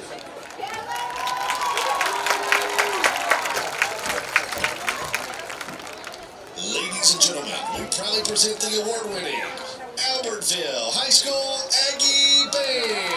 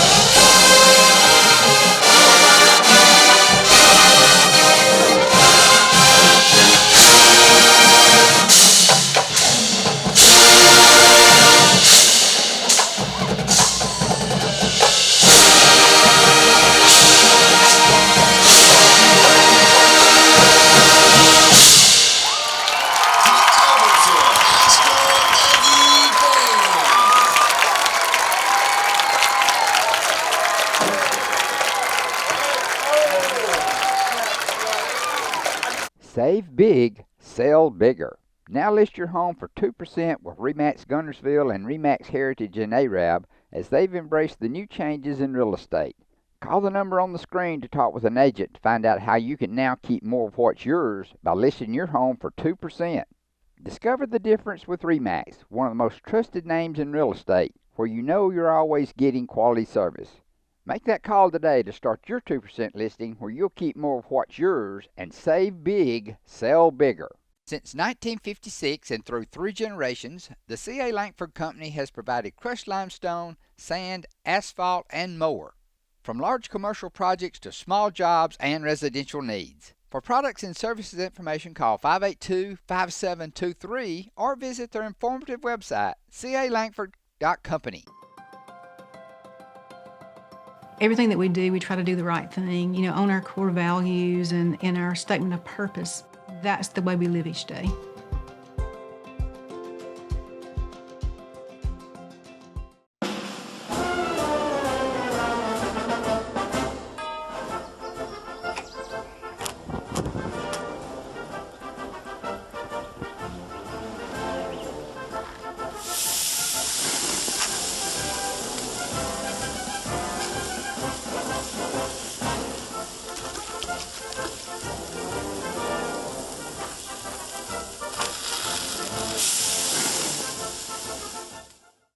Marshall County Gas is a proud supporter of this community channel broadcast. Remember, gas does it better naturally. Since 1943, the Municipal Utilities Board has been meeting utility needs of the citizens of Albertville and surrounding areas. From keeping your home comfortable to providing necessary expansions and supporting industrial and commercial growth, MUB provides the utilities you rely on in your everyday life. Electricity, water, wastewater, all at a reasonable cost. MUB is committed to providing reliable service today and resources tomorrow. MUB is proud to be a supporter of this community channel broadcast. Will kick off, so James Clements will have it first. 1 half of football left here at Albertville for the year. Good kick, returnable, 20-yard line to the 25, to the 30. 35 are going to be wrapped up and finally brought down. Good job of the special teams, run the 37, 38. One of them was, let's see, I think that was Peyton Jones, was one of the Aggies. Good Jude Fan in on that one, guys. Jude Fan. Really good kick by my man Denny Minshew. Yeah, I mean, that's right. a good kick. Got great hang time, allowed the coverage team to get down there, break down, and make a good tackle. Games of interest, 5 lead Geraldine 28-7 third quarter. So it looks like if that score stays the way it is, we'll be traveling on the road in week 1 of the playoffs for Geraldine. We'll be checking the Guntersville game and the Boaz Arab game. As long as we don't have to go to Winfield where we played in a cemetery. Exactly. And Gordo, you have to go to Mississippi and turn around and come back. First down, 37-yard line. And the first snap of the half, right up the middle, 40-45 midfield. And again, the secondary having to make so many tackles in this game. They get through the first 2 lines of defense all the way down to their 49-yard line. Keith, I mean, just the athleticism of those of the offensive linemen. I mean, by the time they throw their blocks and then they get to the second level, the fullback has literally already cleared into the linebacker core, and he's already made his way into the secondary before they make the tackle. Yeah, that's a tailback or a fullback's dream when you can get to 8 yards and not be touched. All right, first down, turns, hands off, stops, cuts to the middle, 45 to the 40. He's got a foot race, 35-30. 25 to the 20 to the 15 to the 10. Finally brought down. A couple of Aggies. Dez was there. Also Keegan Thompson almost took that one to the house all the way inside the Aggie 10-yard line. Keith once again just zone blocking here to the right side, and he picks his lane, gets north and south, and I mean, he has absolutely gone to the gone all the way down inside the 10. Guys, MJ Gideon on that run. By the way, he's only a sophomore, listed as a sophomore. He's 5'10", 5'11". The game listed at 200 pounds. Looks like he's about 205, 208. He's an animal. Quarterback Gill back in. They've been swapping quarterbacks back and forth. Gill getting the start here in the second half. Out of the gun, 2 men wide right side. Gill rolls right side, looks at the end zone, throws in the end zone, got him. He'll walk into the end zone, touchdown. Barry, it's kind of like playing football at your grandmother's backyard. He just rolled out right side, Tile Dowdy, the Air Force wide receiver, gets out in the flat, loops it out there, easy pitch and catch, touchdown for James Clements. That's how you do it coming out of the locker room at halftime. Just, a minute, 22 seconds, and you're on the board. Big game for James Clements. It'll move to 6-3, and in the region they'll be 5-2, which means they have a good chance of wrapping up a number 2 spot in the playoffs. Home game, extra point is good. We'll take a timeout. 10:38 to go in the third. It's 35-6. You're listening to Aggie Football on Power 107.5. The physicians and staff at Lakeside Clinic in Guntersville are proud supporters of our local schools and athletic teams. Lakeside Clinic in Guntersville, proudly physician-owned and operated. James Clements pulling away, 35-6 early third. Aggies will get the ball for the first time here in the second half. What's the latest on the Boaz Arab game? That's a big game. They're deciding who plays who in the playoffs. Anything new on that one? Here's the kick, high kick, returnable, 20-yard line, 25 to the 30, to the 35, dragging a tackler. Good. Oh, boy, he is knocked backwards, 36-yard line. And on the carry there, so that was Jude Fan. Yeah, that's a young Jude Fan on that. I think it's his first return of the year, guys. Yeah, I tell you one thing they're not doing, they're not kicking it to Hunter Smith. They've not kicked it to him all night. They are not. So first down, 36-yard line's where we'll start. 10:31 to go here in the third quarter. Laredo will get the start in the backfield. Parker was banged up briefly in the first half. Now he's back out there. He came back in to end the first half. 3 Aggies wide right side. 3-man rush. Fakes to Laredo, throws right side. Talik makes the catch, gets a block. 40-yard line to the sideline. 45 knocked out about midfield. First down. Nice catch and a good run after the catch by Talik Saint. Good job by the 3 wide receivers here along the near boundary. Parker Gibson just gets the ball in his hands, gets it out to Talik Saint. Hunter Smith really able to make a great block on the corner that frees up the sidelines. And Barry, all of a sudden, they started at their 36 and the ball out to midfield. First down, clock running, 10:06 to go in the third. This time 3 Aggies wide to the left side. Laredo in the backfield to give to Laredo. Laredo looks for a hole. There's not much there. 49-48 to the 48, a gain of 2. It'll be second down and 8. A little bit of a push right there, Barry, from the internal part of our offensive line. You got to give that one to Christian Ramirez and Kellen Hampton, those guys that we talked to earlier in the week, coming out of the halftime locker room, gain of a couple of yards. Second down, 8. 9:39 to go on the quarter. Quick pass those left side. Got his man again. Talik to the 44, 43. Still on his feet. Good run to the 41. That was a good run after the catch. Close to another Aggie first down. Short by about a yard. Correct me if I'm wrong. Talik Saint is a freshman. Is that correct?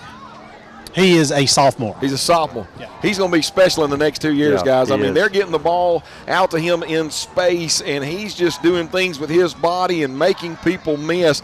I mean, Parker Gibson able to get the ball in his hands, makes a couple of people miss, gets to the outside and bury a very manageable third down. He's really only been on the varsity here a little over half of the season. Third down and 2, we'll call it, to give to Laredo. Laredo first down, 40, 39, 38.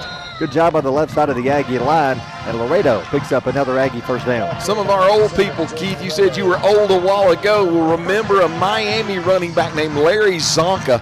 And every time that I think of him, or maybe a John Riggins, that's what I think about Laredo. Just a power back, thumper back, and he's able to get those hard yards. He's one of those guys, man. He gives so much on every play. He's going to be really missed next year. 39-yard line, first down. Parker fakes, play action, back to pass. Look, everybody covered. As rolling right side, still rolling, throws. Got his man. What a pass and catch. Talik with the catch, 29-yard line. Give a ton of credit to Parker Gibson. He threw that between 2 defenders for a first down. Well, not only throwing it between 2 defenders, Barry, but what about the wherewithal in the pocket to realize that the pocket's closing down? Comes here along the near boundary. Talik Saint helps him out. Great pitch and catch between those 2 guys. Nice pass and good job by Talik. This has been a Talik drive on this one, Chris. Sure has, definitely. So G-Man, Laredo. It is Laredo in there. No, but it is G-Man. Back to pass. Parker looks left side, looks left side too long. He's going to throw it up. It's tipped incomplete. He followed Hunter all the way to the end zone, Keith, and the defender was right there waiting to knock it away. Yeah, and I don't blame Parker for throwing that one up. You know, 9 times out of 10, really, Hunter's going to go up and make a play on that ball. Credit the defensive back going up and jumped right there with Hunter. But if you've watched him all year long, you know Hunter a lot of times will go up and make that play. Barry, looks like third quarter, 21-14, Arab over Boaz, the game you want to know a little bit about. That's a good game. All right, second and 10. to the James Clements 29-yard line. Parker drops back, pressure's coming, throws to the middle, got a man. That should be a late hit. No flag throw. Why was there no flag on this? Talik was hit after. Wow. The ball went over his head, overthrown, and the defender he could have hit him harder, yes, but he still put him on his back. No flag thrown. I'm thinking the only saving grace, Keith, that I can give the referee on that one, and I'm not trying to second guess his call, but the cornerback turned his entire body and he kind of got to leak with his shoulder, outside of his shoulder pad more than the front of his shoulder pad. Yeah, and it's bang bang, but now the ball had hit the ground. Two of the officials did reach for a flag, and then they just ate it. So that one's a tough one to make. It could have gone either way. Yeah, Talik knows which way it should have went, so no flag thrown. He's going to check out for a minute. He took a pop. It was thrown over his head, and the defender just unloaded on him, and it's incomplete. Third down and 10. Parker drops back, throws to the middle, throws it behind Hunter. Hunter went one way, the ball goes the other. It'll be fourth down, and the Aggies will have to go for it. Keith, looked like a little miscommunication there. Had one wide receiver going deep. Hunter kind of runs maybe a skinny post. Parker's going to think that one's kind of maybe going inside the other. They're following identical routes, but unfortunately throws it between the two wide receivers going in opposite directions. Yeah, and that's first down if he throws it to Hunter right there. Like I said, I don't know which one made the mistake on the play, but one of them did. Yeah, it could have been a first down. 5 receivers. Anytime we've gone 5 receivers, Parker has a tough time getting rid of it. Parker back to pass. This time he does, and almost picked off again. Again, a mix-up. Hunter came back to the quarterback, and he threw the ball towards the end zone, incomplete. I don't know, Keith, if all 3 wide receivers didn't really understand the route, because it was like all 3 of them went about 12 yards and turned around. They were all within 4 yards of one another. It was like no complexity in the route tree right there. Yeah, all 3 of them ran a stick route right there, John. And usually when you're doing that, the inside receiver will run a flag behind it. You might get 2 run sticks on the inside, and then you might run a deep post with the outside receiver. So, like you said, I think somebody might have goofed up on that one again. Tough way to end the drive. They were moving the ball down the field and had to turn it over on downs. James Clements' ball. Quarterback Evers checks in, fakes, rolls right side. He's going to get rid of it, and he's got a man complete midfield. Foot race, Thompson chasing, 30. He'll drag him down 25-yard line. Just a good throw and catch. Good job by the quarterback Evers, who just checked in. Big first down play for James Clements. When you are able to run the ball successfully, Keith, quarterback takes the snap, fakes the run, and then comes out on a bootleg. Everybody from Albertville is following the run. He gets his wide receiver, Lively, running a deep out and is able to make connections with him. He gets the sidelines and a big chunk play there. And credit Evers right there, guys. Not only did he throw a good ball, that ball fake was very good. Yep. First down, quick pass left side out of the backfield. He got his man 25 to the 20. To the 15, to the 10, to the 5. To the goal line. Did he get in? I think he's down short of the goal line by about a half a yard. Keith, they just run the back out of the backfield. That's number 3, MJ Gideon. They get the ball in his hands. He's getting north and south. But did I see what I thought I saw? Did he throw a stiff arm and literally throw one of the Albertville defenders off of him to get the ball inside the 1-yard line? You did, sir. And he's a 10th grader. Let me say that again. We need to see if we need to call mom and dad, see if we can get him moving this way. He needs to enter the transfer portal. That's what I'm talking about. First and go from the half-yard line, and quarterback keeper up the middle, and he's in the end zone. Making it look easy here in the second half. Do we have a running clock, or did he just forget to stop it? It's still running. Now they stop it. So it's 41-6, 6:25 to go in the third. They strike again here in the third quarter. Wow. Yeah, man, that's like record time, isn't it? Yeah. That's all you can say. Wow. I mean, they are the Jets. They're living up to their name. I mean, exactly. These 2 drives have been just like nonstop. You can't stop us. Extra point, kick is up, and it is good. We'll take a timeout. 6:25 to go in the third. It's 42-6. You're listening to Aggie Football on Power 107.5. Save big, sell bigger. Now list your home for 2% with RE/MAX Guntersville and RE/MAX Heritage in Arab, as they've embraced the new changes in real estate. Call the number on the screen to talk with an agent to find out how you can now keep more of what's yours by listing your home for 2%. Discover the difference with RE/MAX, one of the most trusted names in real estate, where you know you're always getting quality service. Make that call today to start your 2% listing, where you'll keep more of what's yours and save big, sell bigger. Some days, you've got big things to care about. Like that. and mad. Luckily, the Whirlpool Smart Range automatically updates itself with features like air fry. So you can worry less about keeping up with the latest tech and care more about keeping up with the latest trends. Say cheese. Everyday care, Whirlpool. Visit the helpful, knowledgeable staff at Bond's Appliance on Gunner Avenue in Gunnersville.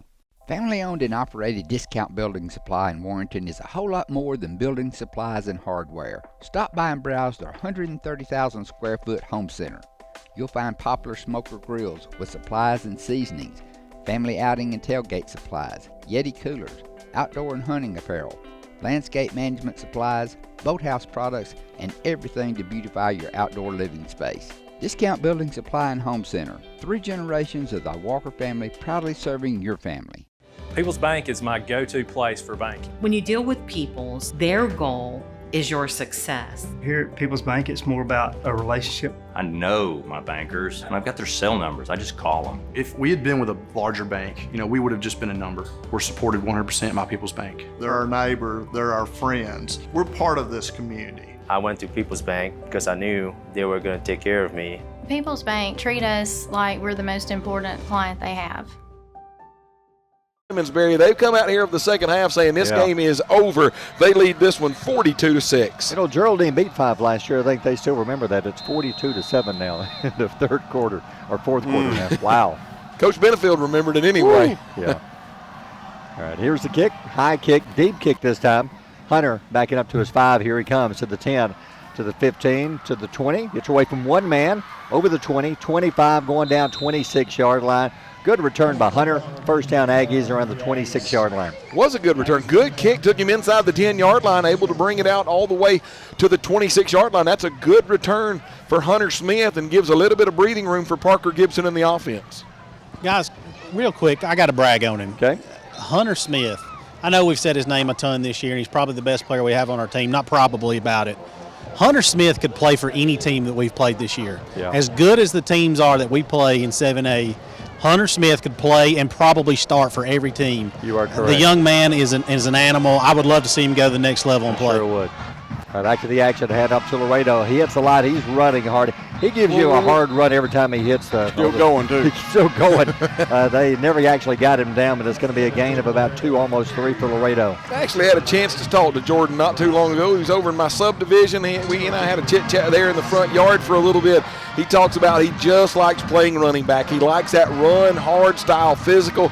And, guys, I mean, every time I see him with the football, exactly what he told me in the front yard comes to fruition. He is a hard-nosed, old-school running back.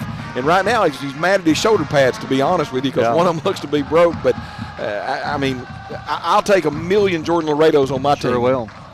Second down, about 8 we'll call it. Parker out of the gun, turns to Laredo. Laredo again. Stopped, looks for a hold, not much there. 29 to the 30. There's a late flag coming in. Usually around the face mask when you see a flag coming in that late, so we'll see what the call is. Laredo may not get a lot of yards, but when he runs, the defense feels it. He likes to hit them first instead of them hitting him. You're exactly right. He gets those tough yards, too. He is, man, you're talking about a guy that's not afraid of contact. And like you said, John, you were talking to him the other day, he just loves it, man. He's a throwback running back. By the way, he was in your neighborhood. That means he was close to mine. They weren't out rolling yards, were they? No, this was during the daylight hour. Okay, well, just checking. That's going around a little right now. Yeah. So the penalty is against, I didn't see the call. Was it face mask? Personal foul, face mask. Foul, yeah. Okay. So they move it to the 45-yard line. G-Man checks back in. So, guys, speaking of Laredo, 12 carries, 39 yards. We call his name a lot. He's had it 12 times, but it's like, a little over 3 yards a carry. But, man, those are hard yards. Oh, yeah. He gets hit, and he gets punished. First down, 45-yard line. Parker using all the play clock he can. 4:44 to go in the third. And the snap. Turns around, hands it to G-Man up the middle. Hard running, 46-47. They'll drive him back. They'll give him the 48, a gain of 3. We get about 3 yards a pop, and those are 3 very hard yards every time we touch the ball. Trying to see, looks like they may have substituted in a little bit on the defensive front. Linebacker core, defensive back core is good. Nose tackle's a different guy, I do believe. Looks like the two defensive ends are different guys. So, look, maybe Jink, they may be giving their first string down three a series off or something. Could be. Seeing some new faces out there. They got the lead 42-6. They're going to finish up the season against Homewood next Friday. Ooh, that'd be a good ball game. Yeah, it will, and they're assured of a playoff spot. Just where they're going to be, and they'll find out probably later tonight. 2nd down and 7. Parker turns, hands off to the G-man again, moving around midfield, breaks free, 45, 44, 43. Found a little hole there, Keith. He hit it and takes it to the James Clements 43 for a first down. And go back to Laredo. You take a guy like G-Man that gets to sit behind that senior running back, and he gets a tutorial every week on what you need to do as a running back and as a tough physical running back. He covered the ball with both hands, lowered that head, and went and got extra yardage. And you know he's been watching Big Brother do that all year. Yep. What a great, just a great learning experience for a young man like that to get to watch a senior running back. Only a 9th grader. You've been impressed with him. Last year we talked about him coming up to varsity. He makes you think of Laredo with a little more speed. First down from the James Clements 43, 3:09 to go, third quarter. Aggies driving down 42-6. Parker watching the play clock, and now the snap. Fakes the handoff, looks, throws to the middle. Do it behind his receiver, and he was open. Tate Prater broke open over the middle. Do it behind him, incomplete. When you start to have a little success running the football, Barry, those linebackers will begin to creep up, especially on a play action. Parker fakes the play action, ends up getting the wide receiver on a post pattern. He's behind the linebacker. He's in front of the secondary and just a little bit behind him, and he can't reel it in. What I'd love to see here, Chris, is to see Hunter catch a touchdown pass on the home field, final home game of the season. I would too. He just checked back in at receiver. He's wide right side. You got Dez, I believe it says, wide left side. 2nd down and 10 on the 43. Parker turns, hands off to G-Man up the middle. Kind of jammed up the line of scrimmage, but fighting's not giving up. A gain of 3. It'll be 3rd down 7, Albertville, with under 3 to go in the third. So 3rd down and long for the Aggies. Hunter stays in. Uginsley comes out. G-Man comes out. Laredo back in. Now they move Hunter to the left side. I'm glad we got G-Man coming back next season. He's gonna help us out a lot. Man, you imagine putting him in the weight room during the off season, as big and strong as he already is as a 9th grader.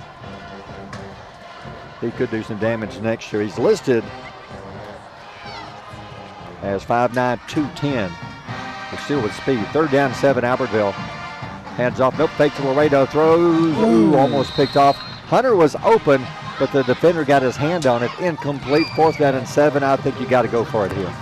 Keith, it looked like an outside linebacker out there realized that he was going to try to roll a little bit his way, and then rather just kind of staying there, coming after Parker, actually gave ground. Parker, I think, expected him to run toward him, and the linebacker just kind of drifted back in the passing lane. They do a great job defensively mixing up coverages too. They're bringing heat off that edge, and then they're going to put a foot in the ground. He's going to back up.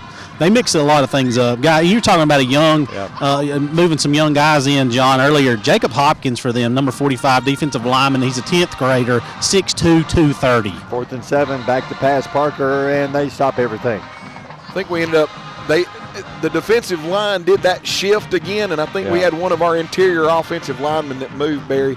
Hey, Barry, while we got just a break in the action, going to let you know Florence is still leading Sparkman 13-0 in that game. Bob Jones is leading 27-14. If those two scores hold true, then Austin will be number 1, James Clemens will be number 2, and then you'll have Florence number 3 and Bob Jones number 4, and Sparkman falls out of the playoffs. All right, 4th down 12 after the penalty. Parker drops back, pressure's coming, and they got him all the way back to the 46-yard line. Never had a chance. Somebody missed the block, and boy, he has brought down big loss on the play. It'll be James Clements' ball. They stop the drive. Yeah, and Parker still hurt whenever it was kind of a sort of a semi-delayed blitz, and number 40 for James Clemens, who is Ethan Lurick, able to fly up through there. He hits Parker, but then on the way down, is he holding that arm that he was holding earlier, Keith, after that first shot? From here, it looks like he's favoring that right side again. He kind of looked like he got ripped down a little bit and kind of did a cartwheel. And it looked like me doing a cartwheel. It wasn't super graceful, but it's because he was getting helped out by the other side. Real quick, John, Sparkman beat this team. Who else beat this team? Spain Park. Austin beat them last week. Okay, Austin. So that's one of the 3 losses went to Austin. So you got Spain Park that beat them 34-24, and then 15-14 Sparkman beat them. If you'll remember, that's the game that went into overtime, and Sparkman went for 2. They won that one 15-14, and then Austin beat them 31-28 last week. Man. So isn't it funny that Sparkman could pull this upset and still, at the end of the night, find themselves on a bus ride when actually they're playing at home, go back to the locker room and realize that they're not going to the playoffs. Wow. I tell you what, and I figured it would be close games. This is we've bragged on them a little bit tonight. This is a solid team. It is. They're not as big up front as Bob Jones was last week. And other teams that we've seen play this year have better players in certain spots, but overall as a team, they're right there to me with Austin. I mean, they're good everywhere. They're very disciplined. They're very physical. I think we talked about that on the radio show. You talked about it, John, them being kind of nasty and just being physical.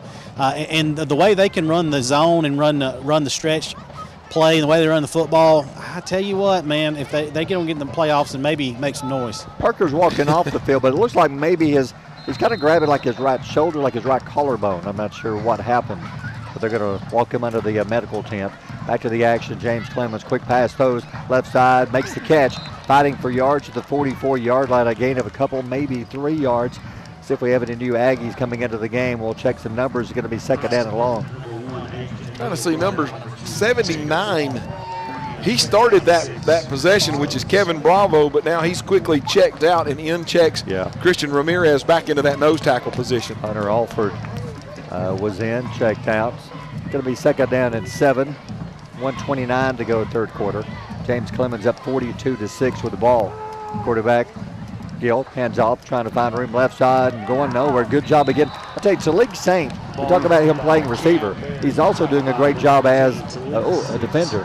Hate to see Peyton Jones. He kind of got his legs wrapped under him. He's slow getting up, and he was in pain. He got his leg kind of turned up underneath him. But it looks like he's going to try to stay in. Great job there by Peyton Jones. They're going to check him out because they realize that he can't go right now at his linebacker position. But I thought Albertville's defense, Barry, right there did a good job of just kind of coming down the line of scrimmage, putting up a big red wall, nowhere for the running back to go. So third down and 6, gain of about a yard, 45 seconds. Go back to pass. Those little screen going nowhere. Good job sniffing it out. Jacob Laughlin was waiting on it, makes the tackle right when he made the catch, and no gain. It looks like Coach McGehee is going to go for it because at some point, maybe in the playoffs, Barry, and this is a time where there's no risk to it, right? You've got a big lead, and it looks like he's going to go for it on fourth down because, Jake, you said a while ago maybe they'll get a chance to make some noise in the playoff, or maybe that was Keith. Unfortunately, you're probably going to get Central of Phoenix City in the first round. And looks like Coach McGee may be wanting to call a timeout. I'm going to let the clock wind down because he doesn't have to snap it again here before that. Oh, well, there you go. So he's going to let the clock wind down and see what to do on fourth down, and we'll take a timeout after 3. It's 42-6. James Clemens on top. You're listening to Aggie Football on Power 107.5. Hey folks, Mark Brickey, Sand Mountain Toyota. There's a lot to consider when buying a truck. Towing capacity, cab space, gas mileage, resale value. When you're talking with your salesman, is he willing to sit behind the wheel of the same kind of truck he claims to stand behind? Here at Sand Mountain Toyota, we buy what we sell. Not only do we stand behind our trucks, we put our own money and trust in Toyota trucks, just like you. Come by and check out our huge selection of popular Toyota trucks. Sand Mountain Toyota, we're more than a dealership. Since 1952, Wilkes Tire and Battery Service has been the place to take your vehicle for service you can trust. Our family takes pride in carrying on the tradition of providing great service, working with integrity, and giving back to the community. For tires, batteries, auto services, and more, choose the people you can trust. With 10 locations to serve you, including Albertville and Gunnersville, at Wilkes Tire and Battery Service, we get you started and keep you going. You'll like banking at People's Independent Bank and PIB Mortgage. Here, you'll receive a high level of personal service, a full array of accounts and services, a variety of mortgage loans, local loan decisions, and you will see active corporate citizenship throughout our footprint. Step up to true community banking at People's Independent Bank. www.pibonline.com. Member FDIC, Equal Housing Lender, NMLS number 466340. Your local Foodland Market. Your store for everyday low prices and weekly specials with savings on every aisle and friendly customer service throughout the store. We sell only the best USDA inspected meats. Our trained meat cutters offer fresh cut meats to your specification. Our fruits and vegetables are always fresh, quality and variety you deserve every day. Your local Foodland Market, where savings plus service plus selection equals satisfaction. Foodland, your football tailgating headquarters. Welcome back after the end of the quarter. Looks like they've decided to punt. Oh, he snapped it over his head. He's chasing it back, and he's going to try to take a knee. I'm not sure what happened there, but he was going to try to take a knee, but he did a somersault. Guys, remember that it's they call him T-Bone. Tim Coleman is the long snapper, and he's going to play collegiate long snapper, but that time, I mean, he put the bullet back there to the punter, and it just kind of went through his hands over the top of his head. He was able to get it and realized that he had a bunch of red jerseys chasing him down. He just kind of, Barry, you said take a knee. I call it a flop. He just more flop than anything. I don't know what he was doing. Looked like me trying to take a knee. That was ugly. He tried to do a quarterback slide and it worked out for him. All right, so the Aggies, Parker will not come in. We'll try to check on him. Daniel Wright will come back in. He was in for a couple of snaps in the first half when Parker was shaken up. So Daniel checks in, Laredo behind him. First down on the James Clements 40. Early fourth quarter. Snap turns, hands off to Laredo. Making a little move inside the 40, 37, 36-yard line. Looks like some new faces in the game for James Clements.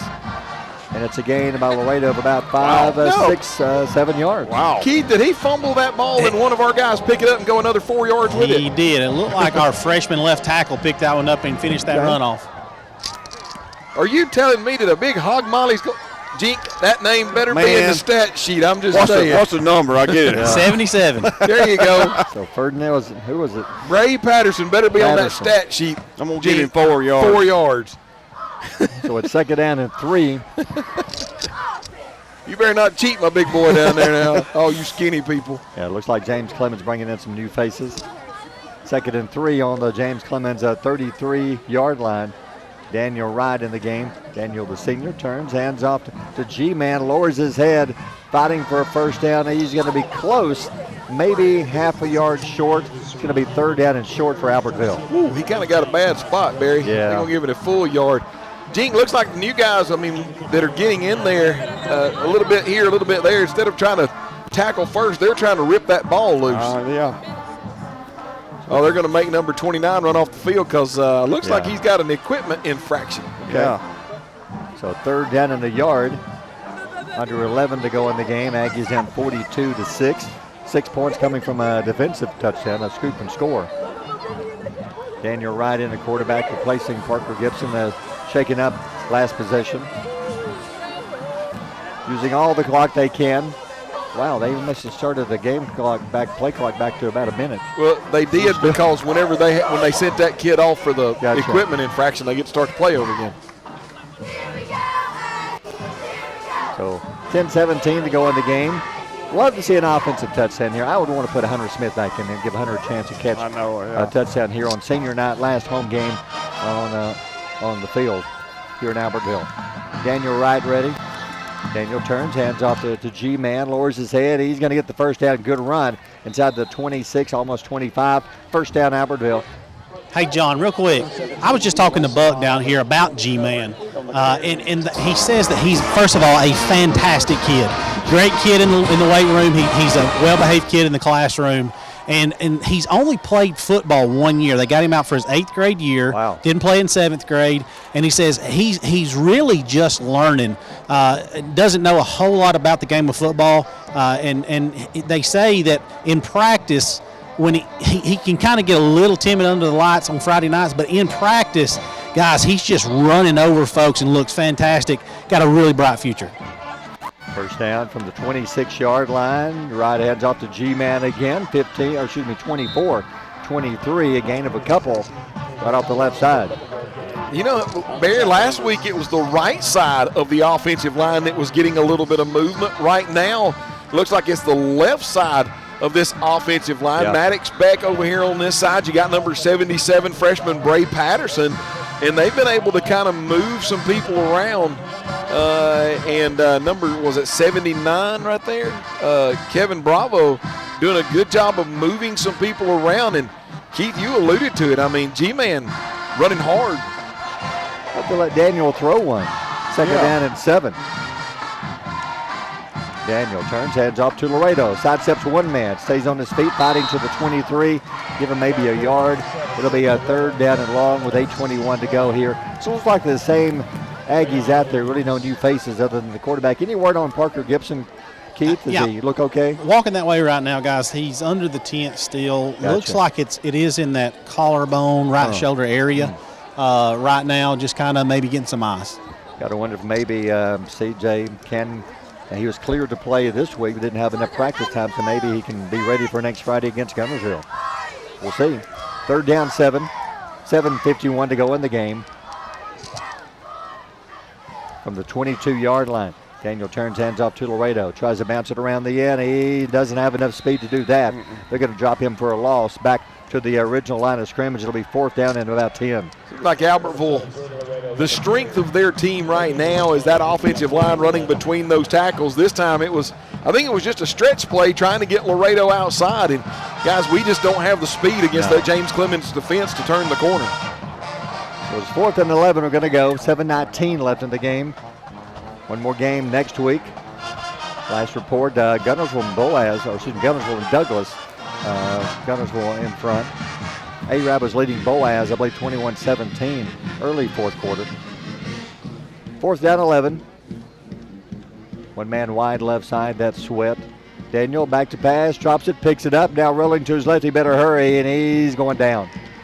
Yeah, one of the big guys chasing him, brings him down back to the 37-yard line, and it'll be James Clements football. Don't know. I think the snap just got there, Barry, and with it being 4th and 11, obviously the quarterback knows that they're going to bring pressure. They want them up the line. And quarterback may have taken his eye off the snap just a little bit, just knowing that he's going to have to get that ball up and out in a hurry because the pressure's coming at him on 4th and 11. Yeah, the young man was really excited right there. He was actually going to get to throw a deep route, a go route to Brant Sweat over here on the left side. And, he's wanting to make sure he can see that guy open, takes his eyes off the ball just for a split second, and it kind of come back and bite him. 3rd quarterback in the game for James Clements. The snap, quick pass, left side, throws it behind him, drops it, maybe a lateral. Nope, they're going to say no, incomplete pass. That almost went behind him. I think that he threw it on his back shoulder, but it was still a forward pass, incomplete. And you better be glad right there because number 2, the wide receiver, which is Dylan Laughlin. Now, he's a senior, but he's one of those backup wide receivers. If that is a little bit more backwards, Barry, I mean, you got 3 Aggies bearing down on you with another chance for a scoop and score. Your quarterback is Hayes Jones. It's 2nd and 10. Clock stops, 6:38. Jones hands off up the middle. New running back in. 40's breaking tackles. 45, 1st down to their 48-yard line. So another running back checks in. They just got a whole stable full of running backs. That time that was Jaden Delbridge, the junior. Number 32, is that right?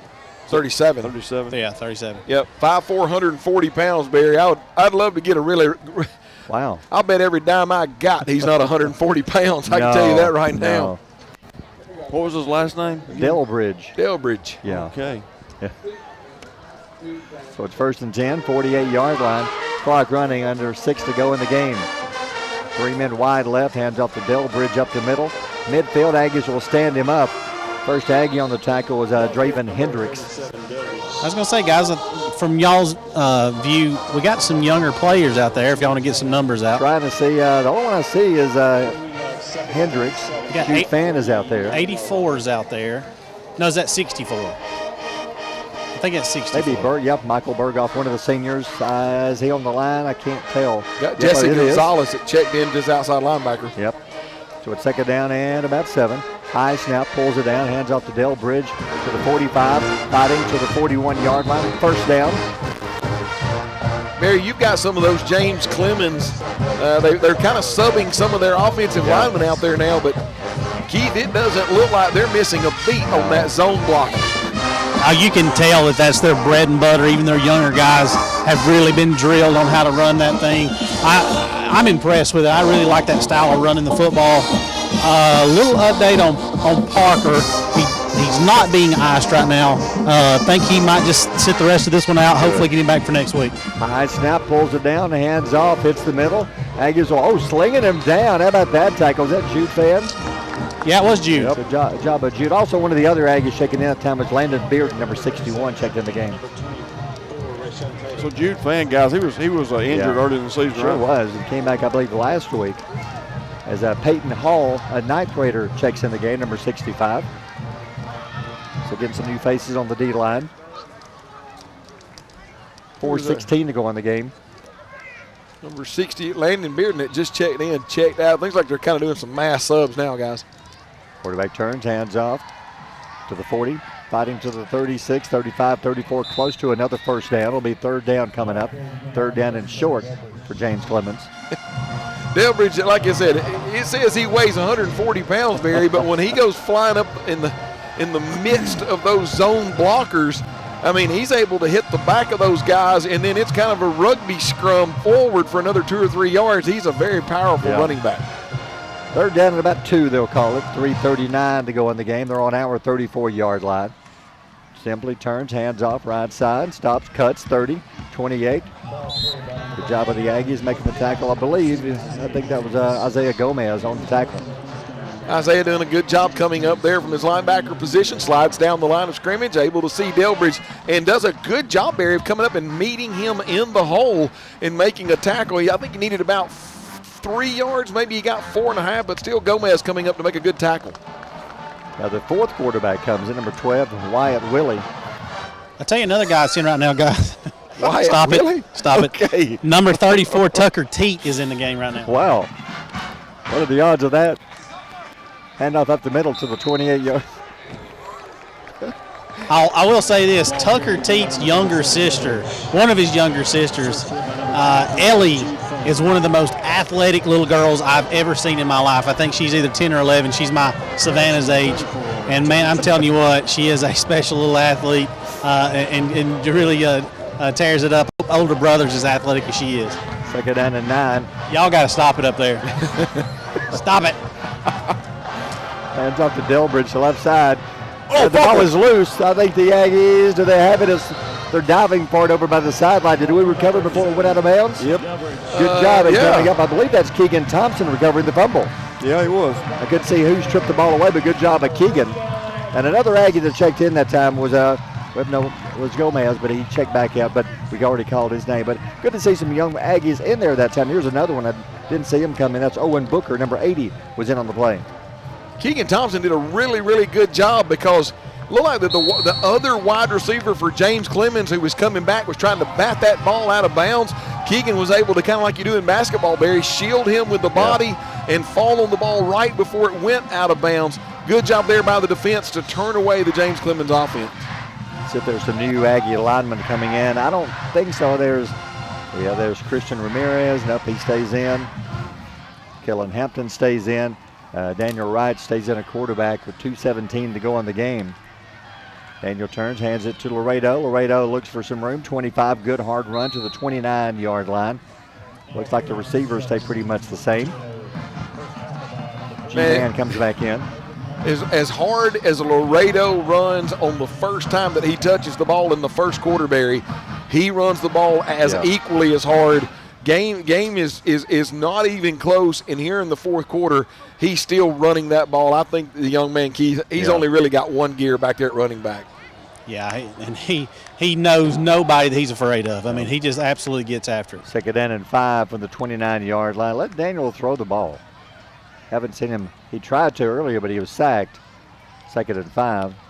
Snap to Daniel. He's going to hand off to G-Man. G-Man protecting the football. He's going to go nowhere. And they're going to bring him down. So it's going to be back to the line of scrimmage. Maybe it's going to be third down at about 6.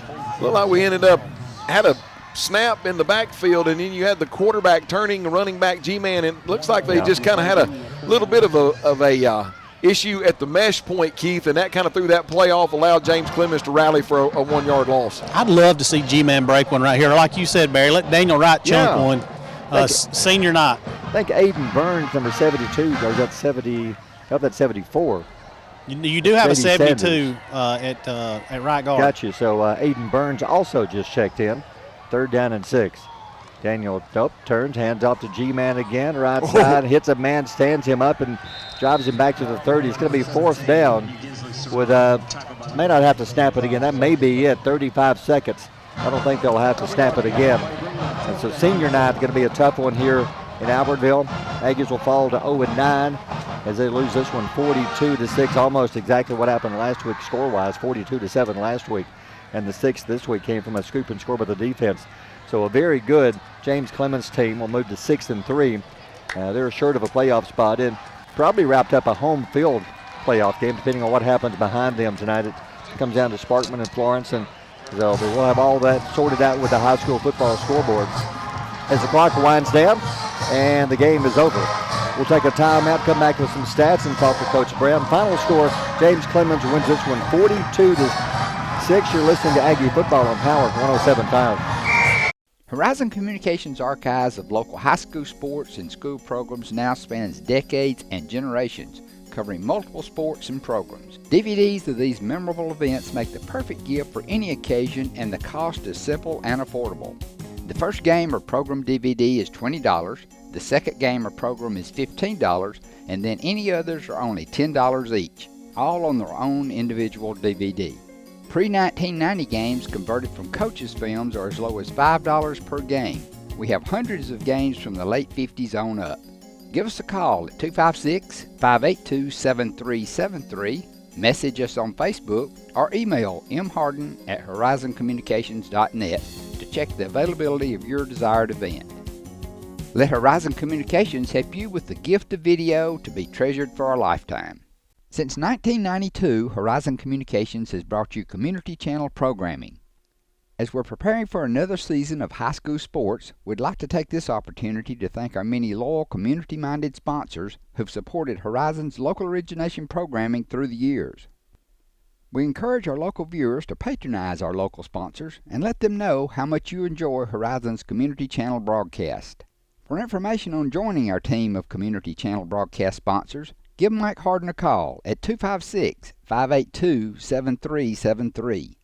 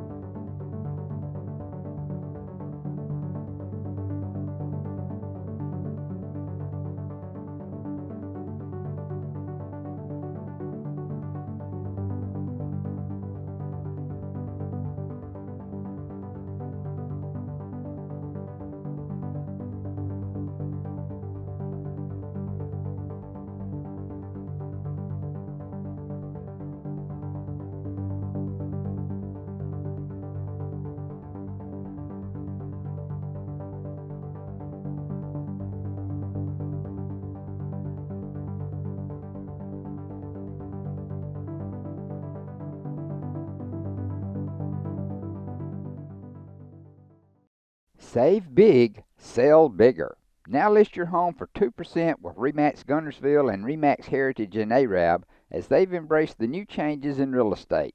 Call the number on the screen to talk with an agent to find out how you can now keep more of what's yours by listing your home for 2%. Discover the difference with RE/MAX, one of the most trusted names in real estate, where you know you're always getting quality service. Make that call today to start your 2% listing where you'll keep more of what's yours and save big, sell bigger. Since 1956 and through 3 generations, the C.A. Langford Company has provided crushed limestone, sand, asphalt, and more. From large commercial projects to small jobs and residential needs. For products and services information, call 582-5723 or visit their informative website, calangford.company. Everything that we do, we try to do the right thing, own our core values and our statement of purpose. That's the way we live each day.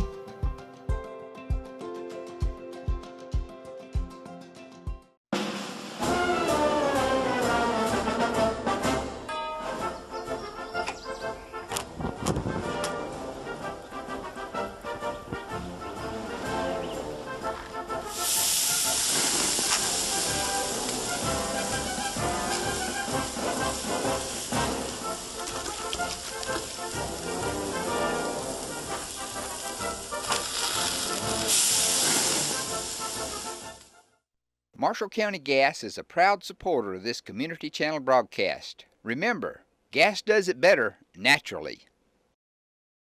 Since 1943, the Municipal Utilities Board has been meeting utility needs of the citizens of Albertville and surrounding areas. From keeping your home comfortable to providing necessary expansions and supporting industrial and commercial growth, MUB provides the utilities you rely on in your everyday life. Electricity, water, wastewater, all at a reasonable cost. MUB is committed to providing reliable service today and resources tomorrow.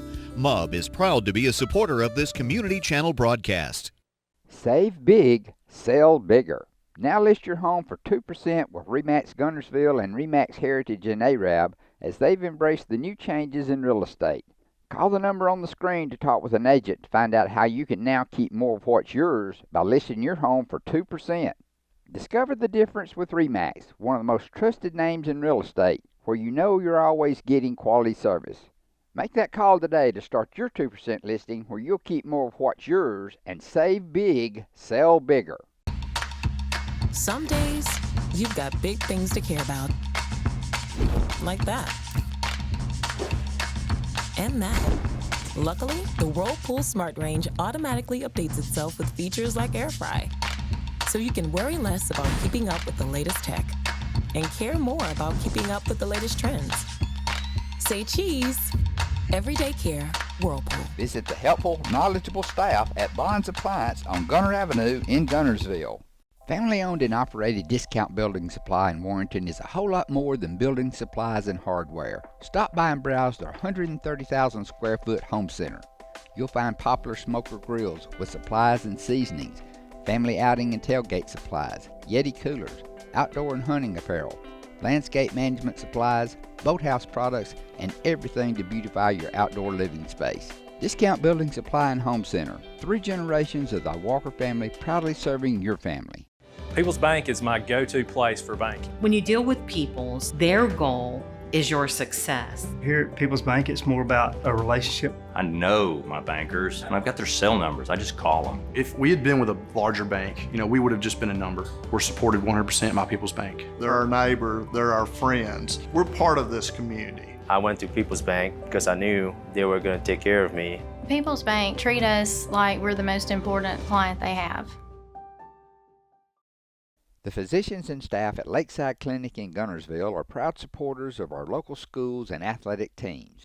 Lakeside Clinic in Gunnersville, proudly physician owned and operated.